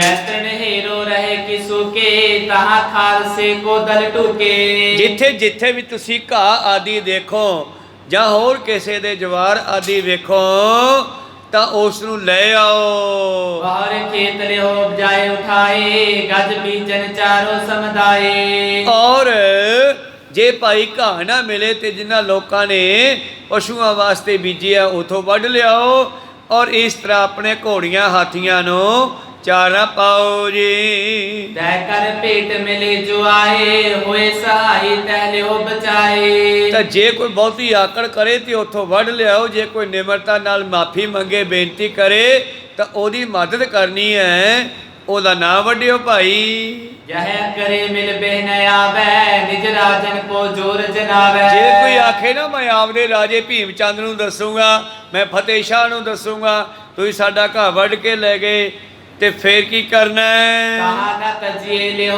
ਕਹੀ ਕਰ, ਆਨੋ ਤ੍ਰਿਪਤ ਤਰੰਗਮ ਲੇਚਰ। ਫੇਰ ਕਹਿੰਦੇ ਵੀ ਆ ਜਾ, ਲਿਆ ਤੇਰੇ ਰਾਜੇ ਨੂੰ, ਉਥੋਂ ਘਾਹ ਵੱਢ ਲਿਆਓ ਪਸ਼ੂਆਂ ਲਈ। ਦਿਨ ਪ੍ਰਤ ਕਰੋ ਇਸੇ ਵਿਦ ਫੇਰੇ, ਸਭ ਰਾਜਨ ਡਿਗ ਦੇਸ਼ ਕਨੇਰੇ। ਬਹੁਤ ਲੰਮੀ ਚੌੜੀ ਹੈ ਦੂਣ ਹੈ, ਬਹੁਤ ਪਹਾੜੀ ਇਲਾਕਾ ਲੰਬਾ ਚੌੜਾ ਹੈ, ਇਸ ਕਰਕੇ ਜਿੱਥੇ ਜਿੱਥੇ ਘਾਹ ਮਿਲਦਾ ਲਿਆਇਆ ਕਰੋ। ਸੁਨ ਗੁਰ ਹੁਕਮ ਖਾਲਸਾ ਗਰਜਿਓ, ਬਾਛੇ ਹਿੰਦੂ ਤੁਰਕਣ ਤਰਜਿਓ। ਉਸੇ ਵੇਲੇ ਗੁਰੂ ਕੀਆਂ ਫੌਜਾਂ ਲੈ ਕੇ ਸਤਿਗੁਰਾਂ ਤੋਂ ਆ ਗਿਆ, ਫਿਰ ਗਰਜੀਆਂ ਭਾਵ ਜਕਾਰੇ ਛੱਡੇ ਔਰ ਚਾਲੇ ਪਾ ਦਿੱਤੇ। ਜਦ ਜਕਾਰੇ ਛੱਡਦੇ ਐ, ਹਿੰਦੂ ਤੁਰਕ ਜਿਹੜੇ ਹਨ ਡਰ ਜਾਂਦੇ ਹਨ ਸੁਣ ਕੇ ਇਹਨਾਂ ਦਾ ਗੱਜਣਾ ਭਾਵ। ਜਦੋਂ ਜਕਾਰੇ ਛੱਡਦੇ ਆ, ਵਾਹਿਗੁਰੂ ਜੀ ਕਾ ਖਾਲਸਾ ਵਾਹਿਗੁਰੂ ਜੀ ਕੀ ਫਤਿਹ, ਜਾਂ ਬੋਲੇ ਸੋ ਨਿਹਾਲ ਦੇ ਜਕਾਰੇ ਛੱਡ ਕੇ ਜਾਂ ਤੁਰਦੇ ਨਾ, ਕਹਿੰਦੇ ਮਨੁੱਖ ਤਾਂ ਕੀ ਪਹਾੜੀਆਂ ਵੀ ਕੰਬਣ ਲੱਗ ਜਾਂਦੀਆਂ। ਜੀ ਨਾ ਜਰੇ ਉਰ ਜਰ ਜਰ ਜਾਏ, ਦੁਖ ਦੈਬੇ ਜਿਵੇਂ ਤ੍ਰਿਣ ਤ੍ਰਿਗ ਮਾਹੇ। ਔਰ ਜਿਹੜੇ ਇਸ ਸਤਿਗੁਰਾਂ ਦੇ ਸਾਜੇ ਖਾਲਸਾ ਪੰਥ ਦੇ ਪ੍ਰਤਾਪ ਨੂੰ ਜਰਦੇ ਨਹੀਂ, ਉਹ ਸੜ ਜਾਣਗੇ। ਜੇ ਨਾ ਜਰੈ, ਜੇ ਨਹੀਂ ਜਰਦੇ ਚੰਗਾ ਨਹੀਂ ਸਮਝਦੇ, ਔਰ ਜਰ ਜਰ ਜਾਏ, ਉਹ ਆਪਣੇ ਹਿਰਦੇ ਕਰਕੇ ਈਰਖਾ ਵਿੱਚ ਦੁਖੀ ਹੁੰਦੇ ਆ, ਮੱਚਦੇ ਸੜਦੇ ਰਹਿੰਦੇ ਆ। ਦੁੱਖ ਦੇਵੈ ਜਿਮ ਤ੍ਰਿਣ ਦਿਗ ਮਾਹੇ, ਜਿਵੇਂ ਘਾਹ ਵਿੱਚ ਡੱਕਾ ਪੈ ਜਾਵੇ, ਕਣ ਪੈ ਜਾਵੇ ਤੇ ਅੱਖ ਰੱਖ ਨਹੀਂ ਨਾ ਸਕਦੀ। ਬਹੁਤ ਸਾਰੇ ਲੋਕ ਖਾਲਸਾ ਪੰਥ ਦੀ ਚੜ੍ਹਦੀ ਕਲਾ ਦੇਖ ਕੇ ਸੜਨ ਲੱਗੇ, ਜਿਵੇਂ ਅੱਖ ਕੰਨ ਨਾਲ ਦੁਖੀ ਹੁੰਦੀ ਹੈ। ਇਹਨਾਂ ਲੋਕਾਂ ਨੂੰ, ਕੁਝ ਹਿੰਦੂਆਂ ਤੇ ਤੁਰਕਾਂ ਨੂੰ ਖਾਲਸਾ ਪੰਥ ਦਾ ਵਧਣਾ ਫੁੱਲਣਾ ਅੱਖੀ ਸਿਖਾਉਂਦਾ ਨਹੀਂ ਸੀ। ਆਪਣੀ ਲੀਨ ਇਰਾਦਾ ਧਰਿਓ ਚਹਿਤ ਗਰਭ ਰਾਜਨ ਪਰ ਹਰਿਓ। ਔਰ ਹੁਣ ਖਾਲਸੇ ਦਾ ਇਰਾਦਾ ਹੈ ਕਿ ਇਹ ਧਰਤੀ ਤੇ ਸਾਡਾ ਰਾਜ ਹੋਣਾ ਚਾਹੀਦਾ ਹੈ। ਗੁਰੂ ਮਨੋਰਥ ਸਾਚ ਕਰਨ ਕੋ ਸਫਲੇ ਸਿੰਘਨ ਸ਼ਾਸਤਰਨ ਧਰਨ ਕੋ। ਗੁਰੂ ਦਾ ਹੁਕਮ ਬਜਾਉਣ ਲਈ ਔਰ ਹੰਕਾਰੀ ਰਾਜਿਆਂ ਦਾ ਖਾਤਮਾ ਕਰਨ ਲਈ ਤੇ ਖਾਲਸ ਰਾਜ ਸੰਸਾਰ ਨੂੰ ਸੁੱਖ ਦੇਣ ਵਾਲਾ ਰਾਜ ਵਰਤਾਉਣ ਲਈ ਖਾਲਸੇ ਦਾ ਗੁਰੂ ਦਾ ਮਨੋਰਥ ਪੂਰਾ ਕਰਨ ਲਈ ਹੁਣ ਸਿੰਘ ਜਿਹੜੇ ਆ ਦਿਨੋਂ ਦੁੱਗਣੀ ਰਾਤ ਚੌਗੁਣੀ ਸ਼ਾਸਤਰ ਧਾਰੀ ਹੋਣ ਲੱਗੇ ਜੀ। ਸਭਾ ਵਿਖੇ ਐਸੇ ਮਕਰੇ ਉੱਠੇ ਪ੍ਰਭੂ ਨਿਜ ਮੰਦਰ ਬਰੇ। ਇਸ ਤਰ੍ਹਾਂ ਪਾਤਸ਼ਾਹ ਸਭਾ ਦੇ ਵਿੱਚ ਇਸ ਵਿਸ਼ੇ ਤੇ ਗੱਲਾਂ ਜ਼ਿਆਦਾ ਚੱਲਦੀਆਂ ਜੰਗਾਂ ਯੁੱਧਾਂ ਤੇ ਔਰ ਖਾਲਸੇ ਨੂੰ ਅਲਰਟ ਕਰਦੇ ਰਹਿੰਦੇ ਹਨ। ਸ਼ਾਸਤਰ ਦਾ ਵਿਸ਼ਾ ਨਹੀਂ ਕਰਨਾ, ਕਿਤੇ ਵੀ ਜਾਣਾ ਸ਼ਾਸਤਰ ਕੋਲ ਰੱਖਣਾ ਹੈ। ਇਸ ਕਰਕੇ ਇਹੋ ਪਾਤਸ਼ਾਹ ਜੀ ਦੁਪਹਿਰ ਤੱਕ ਕੇ ਦੀਵਾਨ ਸਜਾਉਂਦੇ ਆ, ਫਿਰ ਉੱਠਦੇ ਆ ਆਪਣੇ ਮਹਿਲਾਂ ਵੱਲ ਆ ਗਏ ਜੀ। ਖਾਨ ਪਾਨ ਕਰਕੇ ਸੁਖ ਪਾਇੰ ਸੁਪਤ ਜਥਾ ਸੁਖ ਨਿਸਾ ਬਤਾਇੰ। ਸ਼ਾਮਾਂ ਦਾ ਸਮਾਂ ਹੋਇਆ, ਸ਼ਾਮਾਂ ਦਾ ਲੰਗਰ ਪ੍ਰਸ਼ਾਦਾ ਛਕਿਆ, ਸੌ ਗਏ ਆਰਾਮ ਕਰਦੇ ਹਨ। ਵੱਡੀ ਪ੍ਰਾਤ ਉੱਠ ਬਜਿਓ ਨਗਾਰਾ ਸੁਣਤ ਖਾਲਸਾ ਹੋਇ ਸਤਿਆਰਾ। ਦੂਸਰਾ ਦਿਨ ਅੰਮ੍ਰਿਤ ਵੇਲੇ ਨਗਾਰੇ ਤੇ ਚੋਟ ਲੱਗੀ ਹੈ ਤੇ ਨਗਾਰੇ ਤੇ ਚੋਟ ਲੱਗਦਿਆਂ ਹੀ ਸਾਰਾ ਖਾਲਸਾ ਪੰਥ ਤਿਆਰ ਪਰ ਤਿਆਰ ਹੋ ਜਾਂਦਾ ਹੈ ਜੀ। ਜੈ ਘੈ ਤੁਪਕਨ ਚੜੇ ਤੁਰੰਗ ਗਮਨੇ ਬਹਿਰ ਬੀਰਤਾ ਸੰਗ। ਨਗਾਰੇ ਉੱਤੇ ਡੰਡੇ ਨਾਲ ਚੋਟ ਮਾਰਨ ਦੇ ਢੰਗ ਅਲੱਗ-ਅਲੱਗ ਹੈ। ਇੱਕ ਇਸ ਢੰਗ ਨਾਲ ਮਾਰਿਆ ਜਾਂਦਾ ਹੈ ਵੀ ਖੁਸ਼ੀਆਂ ਮਨਾਈਆਂ ਜਾ ਰਹੀਆਂ, ਇੱਕ ਇਸ ਢੰਗ ਨਾਲ ਦੂਰੀ ਤੀਰੀ ਚੋਭ ਲਾਈ ਜਾਂਦੀ ਹੈ ਬਈ ਐਮਰਜੈਂਸੀ ਆ ਤੁਰ ਪੋ ਫਟਾਫਟ। ਤੇ ਖਾਲਸਾ ਜਿਹੜਾ ਹੈ ਆਪਣੇ ਸ਼ਾਸਤਰ ਬੰਦੂਕਾਂ ਆਦਿ ਚੱਕ ਕੇ ਘੋੜਿਆਂ ਤੇ ਸਵਾਰ ਹੋ ਜਾਂਦਾ ਹੈ। ਭੀਮ ਚੰਦ ਕੇ ਗ੍ਰਾਮਨ ਗਏ ਜਿਨ ਡਰ ਧਾਰੇ ਉੱਪਰ ਦੇ। ਔਰ ਇਸ ਤਰ੍ਹਾਂ ਗੁਰੂ ਕੀਆਂ ਫੌਜਾਂ ਤਿਆਰ ਪਰ ਤਿਆਰ ਹੋਈਆਂ, ਸ਼ਸਤਰ ਧਾਰਨ ਕੀਤੇ ਔਰ ਭੀਮ ਚੰਦ ਦੇ ਇਲਾਕੇ ਵਿੱਚ ਚਲੇ ਗਏ। ਉਸ ਪਾਸਿਓਂ ਘਾਹ ਲੈਣ ਗਏ ਆ ਘੋੜਿਆਂ ਹਾਥੀਆਂ ਵਾਸਤੇ। ਭੀਮ ਚੰਦ ਦੇ ਇਲਾਕੇ ਵਿੱਚ ਜਾ ਬੜੇ ਜੀ। ਦੁਗਦ ਦਦੀ ਦੇ ਘਰ ਕੀ ਕਾਏ ਕਿਰਪਾ ਧਾਰ ਸੇ ਲੀਨ ਬਚਾਏ। ਜਿਨ੍ਹਾਂ ਨੇ ਅੱਗੋਂ ਆ ਕੇ ਪਿਆਰ ਨਾਲ ਮਿਲਣਾ ਕੀਤਾ, ਗੁਰੂ ਪਿਆਰਿਓ ਜਲ ਪਾਣੀ ਛਕਾਉਣਾ ਕੀਤਾ, ਦੁੱਧ ਦਹੀਂ ਪੇਸ਼ ਕੀਤਾ, ਸਤਿਗੁਰਾਂ ਨੇ ਸਿੰਘਾਂ ਨੇ ਉਹਨਾਂ ਤੇ ਕਿਰਪਾ ਕੀਤੀ, ਉਹਨਾਂ ਨੂੰ ਪਿਆਰ ਦਿੱਤਾ ਜੀ। ਭਏ ਸਮੁਖ ਜੋ ਸ਼ਾਸਤਰ ਗਹਿ ਗੈ ਤਿਨ ਪਰਮਚੀ ਮਾਰ ਰਿਪ ਲਹਿ ਲੈ। ਔਰ ਖਾਲਸਾ ਫਿਰ ਘਾਹ ਵੱਢਣ ਲੱਗਿਆ ਉਹਨਾਂ ਦੀ ਦੌਣ ਦੇ ਵਿੱਚੋਂ।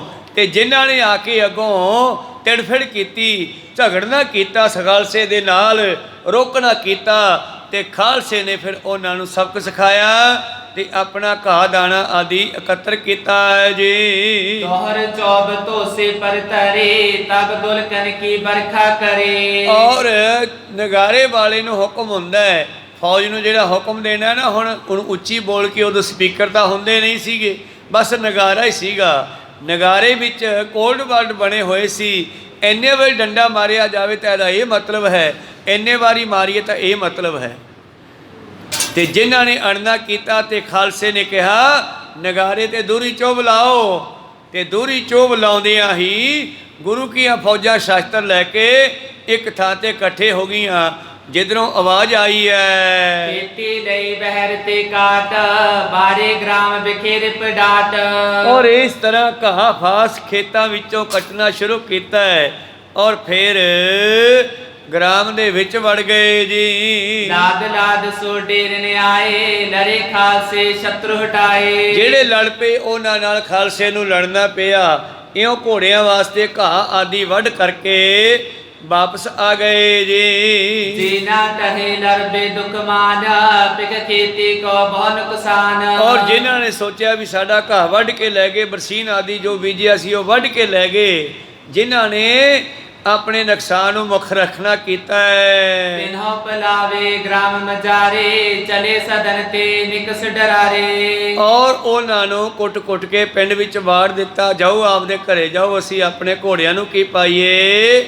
ਉਹ ਸਾਰੇ ਘਰਾਂ ਵਿੱਚ ਜਾ ਵੜੇ ਜੀ। ਲੂਟ ਲੂਟ ਸਭ ਹਿਨ ਕੋ ਲੇ ਮਹਾਤਰਾਸ ਰਿਪ ਗਨ ਕੋ ਦਏ। ਇਸ ਕਰਕੇ ਖਾਲਸਾ ਐਡਾ ਨਿਰਦਈ ਨਹੀਂ ਹੈ ਕਿ ਜਣੇ ਖਣੇ ਨੂੰ ਕੁੱਟਦਾ ਫਿਰਦਾ ਬੁੜਿਆਂ ਬੱਚਿਆਂ ਨੂੰ। ਇਹ ਤਾਂ ਜਿਹੜਾ ਅੱਗੋਂ ਲੜਨ ਵਾਸਤੇ ਆਉਂਦਾ ਹੈ ਸ਼ਸਤਰ ਲੈ ਕੇ ਆਉਂਦਾ, ਫਿਰ ਉਹਦੇ ਨਾਲ ਲੜਦਾ ਵੀ ਹੈ। ਕੋ ਸਤਨਾਮ ਅੜੇ ਸੋ ਝੜੇ ਸ਼ਨ ਭਰੇ ਸੋ ਤਰੇ ਦੇ ਮਹਾਵਾਕ ਅਨੁਸਾਰ। ਇਸ ਕਰਕੇ ਜਿਹੜੇ ਅੱਗੋਂ ਅੜੇ ਬਈ ਸਾਡੇ ਖੇਤਾਂ ਦੇ ਵਿੱਚੋਂ ਘਾਹ ਨਾ ਵੱਢੋ, ਸਾਡੇ ਖੇਤਾਂ ਵਿੱਚ ਘੋੜੇ ਨਾ ਵਾੜੋ, ਉੱਥੇ ਖਾਲਸਾ ਗਰਮ ਹੋ ਗਿਆ, ਫਿਰ ਸ਼ਸਤਰ ਚੱਕ ਲਏ ਔਰ ਉਹਨਾਂ ਨੂੰ ਲੁੱਟ ਲਿਆ। ਭਾਵ ਕੁੱਟਣਾ ਕੀਤਾ, ਡਰਾਉਣਾ ਕੀਤਾ ਬਈ ਅਸੀਂ ਤਾਂ ਲੈ ਕੇ ਜਾਵਾਂਗੇ। ਵਿਜੇ ਪਾਏ ਕਰ ਕਰਤ ਨੰਦਨ ਹਟੇ ਖਾਲਸਾ ਪੁਰੀ ਆਨੰਦਨ। ਔਰ ਇਸ ਤਰ੍ਹਾਂ ਛੋਟੀਆਂ ਮੋਟੀਆਂ ਝਗੜੇ ਵੀ ਹੋ ਗਏ, ਜੰਗ ਵੀ ਹੋ ਜਾਂਦੀ ਨਿੱਕੀ ਮੋਟੀ, ਔਰ ਘਾਹ ਫੂਸ ਵੱਢ ਕੇ ਲੱਦ ਕੇ ਘੋੜਿਆਂ ਤੇ ਵਾਪਸ ਆ ਗਏ ਜੀ। ਮਨ ਭਾਵਤ ਗਜ ਬਾਜਨ ਆਗੇ ਪਾਵੇ ਤ੍ਰਿਣ ਖਾਨ ਸਭ ਲਾਗੇ। ਔਰ ਲਿਆ ਕਰਕੇ ਘੋੜਿਆਂ ਹਾਥੀਆਂ ਨੂੰ ਘਾਹ ਆਦਿ ਪਾ ਦਿੱਤਾ, ਸਾਰੇ ਖੁਸ਼ ਹੋਏ ਤੇ ਖਾਣ ਲੱਗੇ ਜੀ। ਕਹੇ ਸੁਚੇਤਾ ਸਤਿਗੁਰ ਦਰਸੈ ਹਰ ਕੇ ਚਰਨ ਕਮਲ ਕੋ ਪਰਸੈ। ਔਰ ਇਸ ਤਰ੍ਹਾਂ ਘਰਾਂ ਤੋਂ ਸੁਚੇਤ ਹੋ ਕੇ ਪਿਛਲੇ ਪਹਿਰ, ਸੁਚੇਤਾ ਦਾ ਮਤਲਬ ਹੁੰਦਾ ਹੈ ਬਾਹਰ ਅੰਦਰ ਜਾਣਾ, ਤਿਆਰ ਪ੍ਰਤਿਆਰ ਹੋ ਕੇ ਫਿਰ ਗੁਰੂ ਜੀ ਦੇ ਆ ਕੇ ਦਰਸ਼ਨ ਕਰਦੇ ਹਨ, ਗੁਰੂ ਦੇ ਚਰਨ ਕਮਲ ਪਰਸਦੇ ਹਨ। ਵਾਹਿਗੁਰੂ ਜੀ ਕੀ ਕਹਿ ਫਤਿਹ ਲਗੇ ਦੀਵਾਨ ਖਾਲਸਾ ਮਤੇ। ਔਰ ਫਿਰ ਖਾਲਸਾ ਜੀ ਆ ਕਰਕੇ ਫਤਿਹ ਬੁਲਾਉਂਦੇ ਹਨ। ਵਾਹਿਗੁਰੂ ਜੀ ਕਾ ਖਾਲਸਾ ਵਾਹਿਗੁਰੂ ਜੀ ਕੀ ਫਤਿਹ। ਇਉਂ ਫਤਿਹ ਬੁਲਾਉਂਦੇ ਹੋਏ ਗੁਰੂ ਕੇ ਦੀਵਾਨ ਵਿੱਚ ਆ ਕੇ ਫੌਜਾਂ ਸਜਣ ਲੱਗੀਆਂ ਜੀ। ਸੁਤ ਸਤਿਗੁਰ ਕੋ ਸਕਲ ਬਤਾਵੈ ਇਮ ਦੂਨਣ ਮੈਂ ਧੂਮ ਮਚਾਵੈ। ਪਾਤਸ਼ਾਹ ਨੇ ਪੁੱਛਿਆ ਕਿਵੇਂ ਰਿਹਾ ਮਹਾਰਾਜ ਜੀ? ਘੋੜਿਆਂ ਵਾਸਤੇ ਹਾਥੀਆਂ ਵਾਸਤੇ ਘਾਹ ਦਾਣਾ ਖੂਬ ਲਿਆਂਦਾ ਹੈ। ਕੁਝ ਪਹਾੜੀਏ ਅੜਦੇ ਸੀ, ਕਹਿੰਦੇ ਸੀ ਅਸੀਂ ਭੀਮ ਚੰਦ ਨੂੰ ਦੱਸਾਂਗੇ, ਜੇ ਉਹ ਕਰਦੇ ਸੀ ਗੱਲਾਂ। ਮਹਾਰਾਜ ਉਹਨਾਂ ਨੂੰ ਸੌਦਾ ਵੀ ਲਾਉਣਾ ਪਿਆ। ਅਸੀਂ ਅੱਜ ਫਲਾਣੇ ਪਾਸੇ ਗਏ ਸੀ, ਅਮੁਕ ਗ੍ਰਾਮ ਆਜ ਬਹੁਲਰੇ ਅਮੁਕੇ ਚੇਤਰਨ ਬਾਡਨ ਕਰੇ। ਫਲਾਣੇ ਪਿੰਡ ਵਾਲੇ ਪਹਾੜੀਏ ਬੜਾ ਲੜੇ, ਸਾਡੇ ਨਾਲ ਲੜਾਈ ਕਰਨੀ ਪਈ। ਫਲਾਣੇ ਪਿੰਡ ਵਾਲੇ ਨਹੀਂ ਲੜੇ, ਅਸੀਂ ਉੱਥੋਂ ਘਾਹ ਲੈ ਆਂਦਾ ਹੈ ਜੀ। ਅਮਕੋ ਲੂਟ ਖਾਲਸੇ ਲੀਨੋ ਅਮੁਕੋ ਮਿਲਿਓ ਬਚਾਵਨ ਕੀਨੋ। ਜਿਨ੍ਹਾਂ ਨੇ ਤਿੜਫਿੜ ਕੀਤੀ, ਜਿਨ੍ਹਾਂ ਨੇ ਅੱਗੋਂ ਲੜਾਈ ਕਰਨ ਦੀ ਕੋਸ਼ਿਸ਼ ਕੀਤੀ, ਖਾਲਸੇ ਨੇ ਸੌਦਾ ਲਾਤਾ। ਜਿਨ੍ਹਾਂ ਨੇ ਨਿਮਰਤਾ ਰੱਖੀ ਉਹਨਾਂ ਦੀ ਰਕਸ਼ਾ ਵੀ ਕੀਤੀ ਹੈ। ਦੂਤੀਏ ਦਿਵਸ ਮੈਂ ਤਿਸ ਬਿਦ ਗਏ ਜਾਏ ਕਹੀਂ ਕੀ ਨਸ ਤ੍ਰਿਣ ਲਏ। ਦੂਜੇ ਦਿਨ ਦੂਜੀ ਸਾਈਡ ਨੂੰ ਫਿਰ ਘਾਹ ਆਦਿ ਲੈਣ ਗਏ ਹਨ। ਨਏ ਗ੍ਰਾਮ ਕੋ ਨਿਤ ਚਲ ਜਾਵੇ ਲੂਟ ਕੂਟ ਕਰਕੇ ਚਲੇ ਆਵੇ। ਔਰ ਰੋਜ਼ਾਨਾ, ਕਿਉਂਕਿ ਘਾਹ ਕਿਹੜਾ ਇੱਕ ਦੋ ਪੰਡਾਂ ਚਾਹੀਦੀਆਂ, ਗੱਡਿਆਂ ਦੇ ਗੱਡੇ ਚਾਹੀਦੇ ਆ, ਘੋੜੇ ਵੀ ਹਜ਼ਾਰਾਂ ਦੀ ਗਿਣਤੀ ਵਿੱਚ ਇਕੱਠੇ ਹੋ ਗਏ। ਹੁਣ ਉਹਨਾਂ ਨੂੰ ਘਾਹ ਦੇਣਾ ਤਾਂ ਭਾਈ ਚਾਹੀਦਾ। ਇਸ ਕਰਕੇ ਗੁਰੂ ਕੀਆਂ ਫੌਜਾਂ ਰੋਜ਼ ਨਵੀਂ ਸਾਈਡ ਨੂੰ ਜਾਂਦੀਆਂ, ਘਾਹ ਦਾਣਾ ਲਿਆਉਂਦੀਆਂ। ਜੇ ਕੋਈ ਅੜਦਾ ਹੈ ਤੇ ਫਿਰ ਉਹਨਾਂ ਨੂੰ ਝਾੜ ਵੀ ਦਿੰਦੇ ਐ। ਮਾਚੀ ਤੁਮ ਸੋ ਦੇਸ਼ ਪਹਾਰਨ ਪਰੇ ਲੜਾਈ ਮਰਬੇ ਮਾਰਨ। ਹੁਣ ਪਹਾੜੀ ਇਲਾਕੇ ਵਿੱਚ ਧੂਮ ਮੱਚ ਗਈ ਖਾਲਸੇ ਦੀ, ਰੌਲਾ ਪੈ ਗਿਆ ਹੈ, ਮਰਨ ਮਾਰਨ ਤੱਕ ਗੱਲ ਪਹੁੰਚ ਗਈ ਹੈ। ਪਰੇ ਸੈਂਕੜੇ ਅਯੁੱਧ ਧਾਰੇ ਪਰੇ ਸੈਂਕੜੇ ਘਾਇਲ ਭਾਰੇ। ਇਸ ਕਰਕੇ ਪਹਾੜਾਂ ਦੇ ਇਲਾਕੇ ਵਿੱਚ ਇਸ ਤਰ੍ਹਾਂ ਕਈ ਵਾਰੀ ਸ਼ਸਤਰਧਾਰੀ ਬਹੁਤ ਮਰ ਵੀ ਜਾਂਦੇ ਤੇ ਕਈ ਘਾਇਲ ਵੀ ਹੋ ਜਾਂਦੇ ਜੀ। ਖੇਤੀ ਕਟੇ ਬਹਿਰ ਤੇ ਸਾਰੇ ਕਿਤੇ ਗ੍ਰਾਮ ਹੈ ਗਏ ਉਜਾਰੇ। ਹੁਣ ਜਦੋਂ ਪਿਆਰਿਓ ਪਹਾੜੀਏ ਕਹਿਣ ਲੱਗੇ ਤੁਸੀਂ ਸਾਡੀ ਫਸਲ ਵੱਢ ਕੇ ਲੈ ਗਏ, ਘਾਹ ਫੂਸ ਵੱਢ ਕੇ ਲੈ ਗਏ, ਇਸ ਕਰਕੇ ਕੇਤਕ ਰਾਖੀ ਲਗੇ ਸੁਦੇਨਾ ਸਕਲ ਸਮਾਜ ਬਚਾਏ ਸੋ ਲੈਨਾ। ਕਈਆਂ ਨੇ ਰਾਖੀ ਕਰਨੀ ਸ਼ੁਰੂ ਕੀਤੀ ਆਪਣੇ ਘਾਹ ਆਦਿ ਨੂੰ ਬਚਾਉਣ ਲਈ। ਡਿਗ ਡਿਗ ਹੋਤੇ ਆਨੰਦਪੁਰ ਜਿਹੇ ਮਾਨੀ ਆਨੰਦ ਰਮ ਪੇਤੇ। ਜਿਹੜੇ ਆਨੰਦਪੁਰ ਸਾਹਿਬ ਦੇ ਨੇੜੇ ਨੇੜੇ ਵਸਦੇ ਸਨ, ਉਹਨਾਂ ਨੂੰ ਪਤਾ ਸੀ ਕਿ ਗੁਰੂ ਕਾ ਸਿੰਘ ਹੈ, ਬਈ ਘੋੜਿਆਂ ਨੂੰ ਘਾਹ ਫੂਸ ਤਾਂ ਚਾਹੀਦਾ ਹੈ। ਇਸ ਕਰਕੇ ਉਹ ਨਿਮਰਤਾ ਵਿੱਚ ਰਹੇ। ਜੇ ਰਾਜਨ ਕੇ ਬਲ ਕੋ ਤਰੈ ਤਿਨ ਪਰ ਗਜਬ ਗੁਜ਼ਾਰਨ ਕਰੈ। ਤੇ ਜਿਹੜਿਆਂ ਨੂੰ ਹੰਕਾਰ ਸੀ ਕਿ ਸਾਡਾ ਰਾਜਾ ਭੀਮ ਚੰਦ, ਸਾਡਾ ਰਾਜਾ ਫਤਿਹ ਸ਼ਾਹ ਕਹਿਲੂਰੀਆ ਆਦਿ ਆਦਿ ਬੜੇ ਤਕੜੇ ਰਾਜੇ ਹੈ, ਤੇ ਪਾਤਸ਼ਾਹ ਜੀ ਕਹਿੰਦੇ ਫਿਰ ਇਹਨਾਂ ਨੂੰ ਦੱਸ ਕੇ ਆਉਣਾ ਕਿ ਤਕੜਾ ਕੌਣ ਹੈ, ਪਰਮੇਸ਼ਰ ਤੋਂ ਬਗੈਰ ਕੋਈ ਨਹੀਂ। ਜਿਨ੍ਹਾਂ ਨੂੰ ਰਾਜਿਆਂ ਦਾ ਹੰਕਾਰ ਸੀ ਉਹਨਾਂ ਤੇ ਗਜਬ ਹੀ ਡਿੱਗਿਆ ਹੈ, ਆਕਾਸ਼ੀ ਬਿਜਲੀ ਦੀ ਤਰ੍ਹਾਂ ਉਹਨਾਂ ਨੂੰ ਦੁੱਖ ਭੋਗਣਾ ਪਿਆ ਹੈ ਦੋਹਰਾ। ਪੂਜਾ ਬੇ ਦੁਖ ਪਾਏ ਕੈ ਰਾਜਨ ਪਾਸ ਪੁਕਾਰ, ਲੂਟੇ ਗ੍ਰਾਮ ਸਭ ਖਾਲਸੇ ਮਾਰੇ ਕਰੇ ਉਜਾਰ। ਤਾਂ ਹੁਣ ਪਰਜਾ ਜਿਹੜੀ ਸੀ ਪਹਾੜੀ ਇਲਾਕੇ ਦੀ, ਉਹ ਭੀਮ ਚੰਦ ਰਾਜੇ ਕੋਲ ਜਾਂਦੇ ਆ ਸਾਰੇ, ਜਾ ਕੇ ਪੁਕਾਰਾਂ ਕਰਦੀ ਆ, ਰਾਜਾ ਸਾਹਿਬ ਬਚਾਓ, ਤਰਾਹੇ ਮਾਮ ਕਰ ਦੇ। ਕਿਉਂ ਨਾ ਕਰੋ ਪਰਜਾ ਰਖਵਾਰੀ, ਜਿਸ ਤੇ ਲੇਤੇ 10 ਹਜ਼ਾਰੇ। ਰਾਜਾ ਸਾਹਿਬ ਤੁਸੀਂ ਸਾਡੇ ਤੋਂ ਦਾਮ ਹਜ਼ਾਰਾਂ ਦਾ ਰੁਪਈਆ ਲੈਂਦੇ ਹੋ ਟੈਕਸ ਦੇ ਰੂਪ 'ਚ। ਸਾਡੇ ਰਾਜੇ ਵੀ ਟੈਕਸ ਲੈਂਦੇ ਆ, ਟੈਕਸ ਵੀ ਲੈਂਦੇ ਆ, ਜਨਤਾ ਕੋਲੇ ਛੱਡਣਾ ਵੀ ਰੁਪਈਆ ਨਹੀਂ, ਤੇ ਜਨਤਾ ਨੂੰ ਮਾਰਨ ਤੇ ਤੁਲੇ ਹੋਏ ਆ। ਕੋਈ ਸਤਨਾਮ ਫਰਜ਼ ਨਹੀਂ ਬਣਦਾ ਉਹਨਾਂ ਲੋਕਾਂ ਦਾ ਵੀ ਸੰਸਾਰ ਦਾ ਕੀ ਹਾਲ ਹੈ, ਪਰ ਇਧਰ ਝਾਕਣ ਨੂੰ ਤਿਆਰ ਨਹੀਂ। ਐਸਾ ਹੀ ਇਹਨਾਂ ਪਹਾੜੀਆਂ ਨੇ ਜਾ ਕੇ ਭੀਮ ਚੰਦ ਨੂੰ ਕਿਹਾ, ਤੂੰ ਸਾਨੂੰ ਬਚਾਉਂਦਾ ਕਿਉਂ ਨਹੀਂ? ਸਾਥੋਂ ਟੈਕਸ ਲੈਣਾ ਹੈ ਹਜ਼ਾਰਾਂ ਦੇ ਰੂਪ 'ਚ। ਜਿਹਨੇ ਚਲ ਕਰ ਕਰੋ ਸਹਾਏ, ਤੋ ਸਭ ਦੋਨ ਉਜਰ ਕਰ ਜਾਏ। ਜੇ ਤੂੰ ਸਾਡੀ ਮਦਦ ਨਾ ਕੀਤੀ ਤੇ ਪਹਾੜੀ ਇਲਾਕਾ ਸਿੰਘਾਂ ਨੇ ਉਜਾੜ ਦੇਣਾ ਕਹਿੰਦੇ।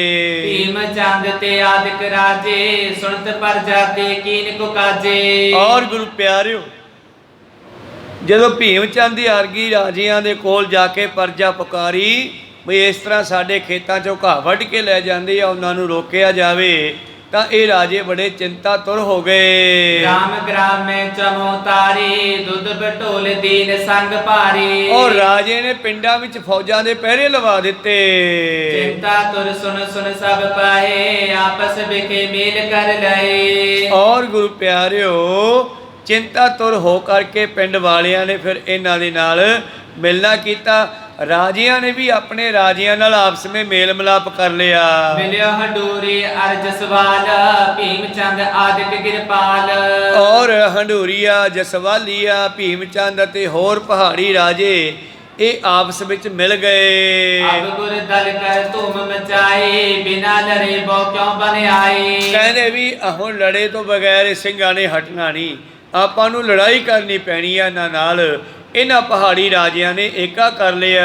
ਇਤ ਦਿਸ ਜੇ ਆਖੇੜ ਪੀਚੜ ਹੈ, ਕਰਨ ਕੁਸਾਨ ਸਿੰਘ ਦਲ ਲੜੈ। ਔਰ ਜੇ ਹੁਣ ਇਸ ਪਾਸੇ ਆ ਗਏ ਸਿੰਘ ਦਲ ਲੈ ਕੇ, ਜੇ ਇਹਨਾਂ ਨੇ ਘਾਹ ਵੱਢਿਆ ਸਾਡੀ ਜਨਤਾ ਦੇ ਖੇਤਾਂ 'ਚੋਂ, ਤੇ ਆਪਾਂ ਨੇ ਫਿਰ ਅੱਗੋਂ ਲੜਾਈ ਕਰ ਲੈਣੀ ਹੈ। ਸਭ ਮਿਲ ਇੱਕ ਥਲ ਹੋਏ ਲਰੀਜੈ, ਰਾਜ ਆਪਣੋ ਰਾਖਣ ਕੀਜੈ। ਔਰ ਆਪੋ ਆਪਣੇ ਰਾਜ ਤਾਂ ਹੀ ਬਚ ਸਕਦੇ ਆ ਜੇ ਆਪਾਂ ਇਹਨਾਂ ਨਾਲ ਇਕੱਠੇ ਹੋ ਕੇ ਲੜੀਏ। ਐਸੀ ਮਾਰ ਕਰੋ ਇੱਕ ਵਾਰੀ, ਪੁਨੇ ਤੇ ਆਈ ਨਾ ਕਰੇ ਸੰਭਾਰੀ। ਇੱਕ ਵਾਰੀ ਜੰਗ ਦੇ ਵਿੱਚ ਐਸੀ ਮਾਰ ਕਰੋ ਸਿੰਘਾਂ ਦੀ ਕਿ ਮੁੜ ਕੇ ਸਾਡੇ ਦੇਸ਼ ਵੱਲ ਮੂੰਹ ਨਾ ਕਰਨ। ਇਹ ਵਿਉਂਤਾਂ ਬਣਾਉਂਦੇ ਆ ਸਾਰੇ ਰਾਜੇ।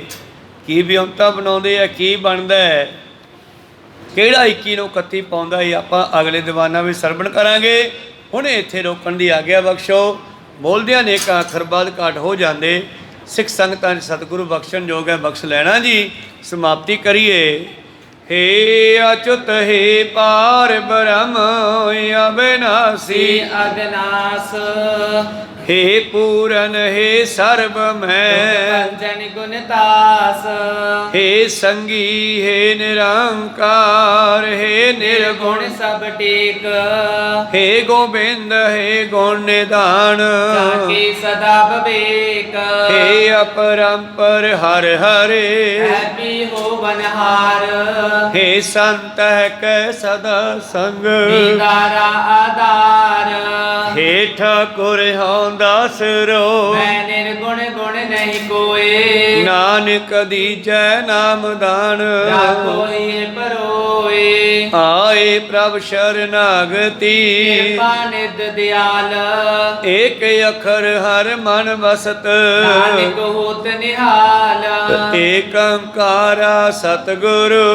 प्रसाद सच होए, वाहिगुरु जी की फतेह है, विघ्न विनाशन सोए, वाहिगुरु जी की फतेह है, विघ्न विनाशन सोए, वाहिगुरु जी का खालसा वाहिगुरु जी की फतेह। ਵਾਹਿਗੁਰੂ ਜੀ ਕਾ ਖਾਲਸਾ ਵਾਹਿਗੁਰੂ ਜੀ ਕੀ ਫਤਿਹ। ਬਹੁਤ ਬਹੁਤ ਧੰਨਵਾਦ ਸਰਬੱਤ ਸਾਹਮਣੇ ਜਿਹਨੇ ਹਾਜ਼ਰੀਆਂ ਭਰੀਆਂ, ਗੁਰੂ ਜੀ ਸਰਵਣ ਕੀਤਾ। ਆਓ ਕੀਰਤਨ ਦਾ ਸਮਾਂ ਹੋ ਰਿਹਾ, ਕੀਰਤਨ ਸਰਵਣ ਕਰੀਏ ਜੀ। ਦਾਸਾਂ ਨੂੰ ਬਖਸ਼ੋ, ਖੁਸ਼ੇ ਬੁਲਾਓ, ਫਤਿਹ। ਵਾਹਿਗੁਰੂ ਜੀ ਕਾ ਖਾਲਸਾ ਵਾਹਿਗੁਰੂ ਜੀ ਕੀ ਫਤਿਹ।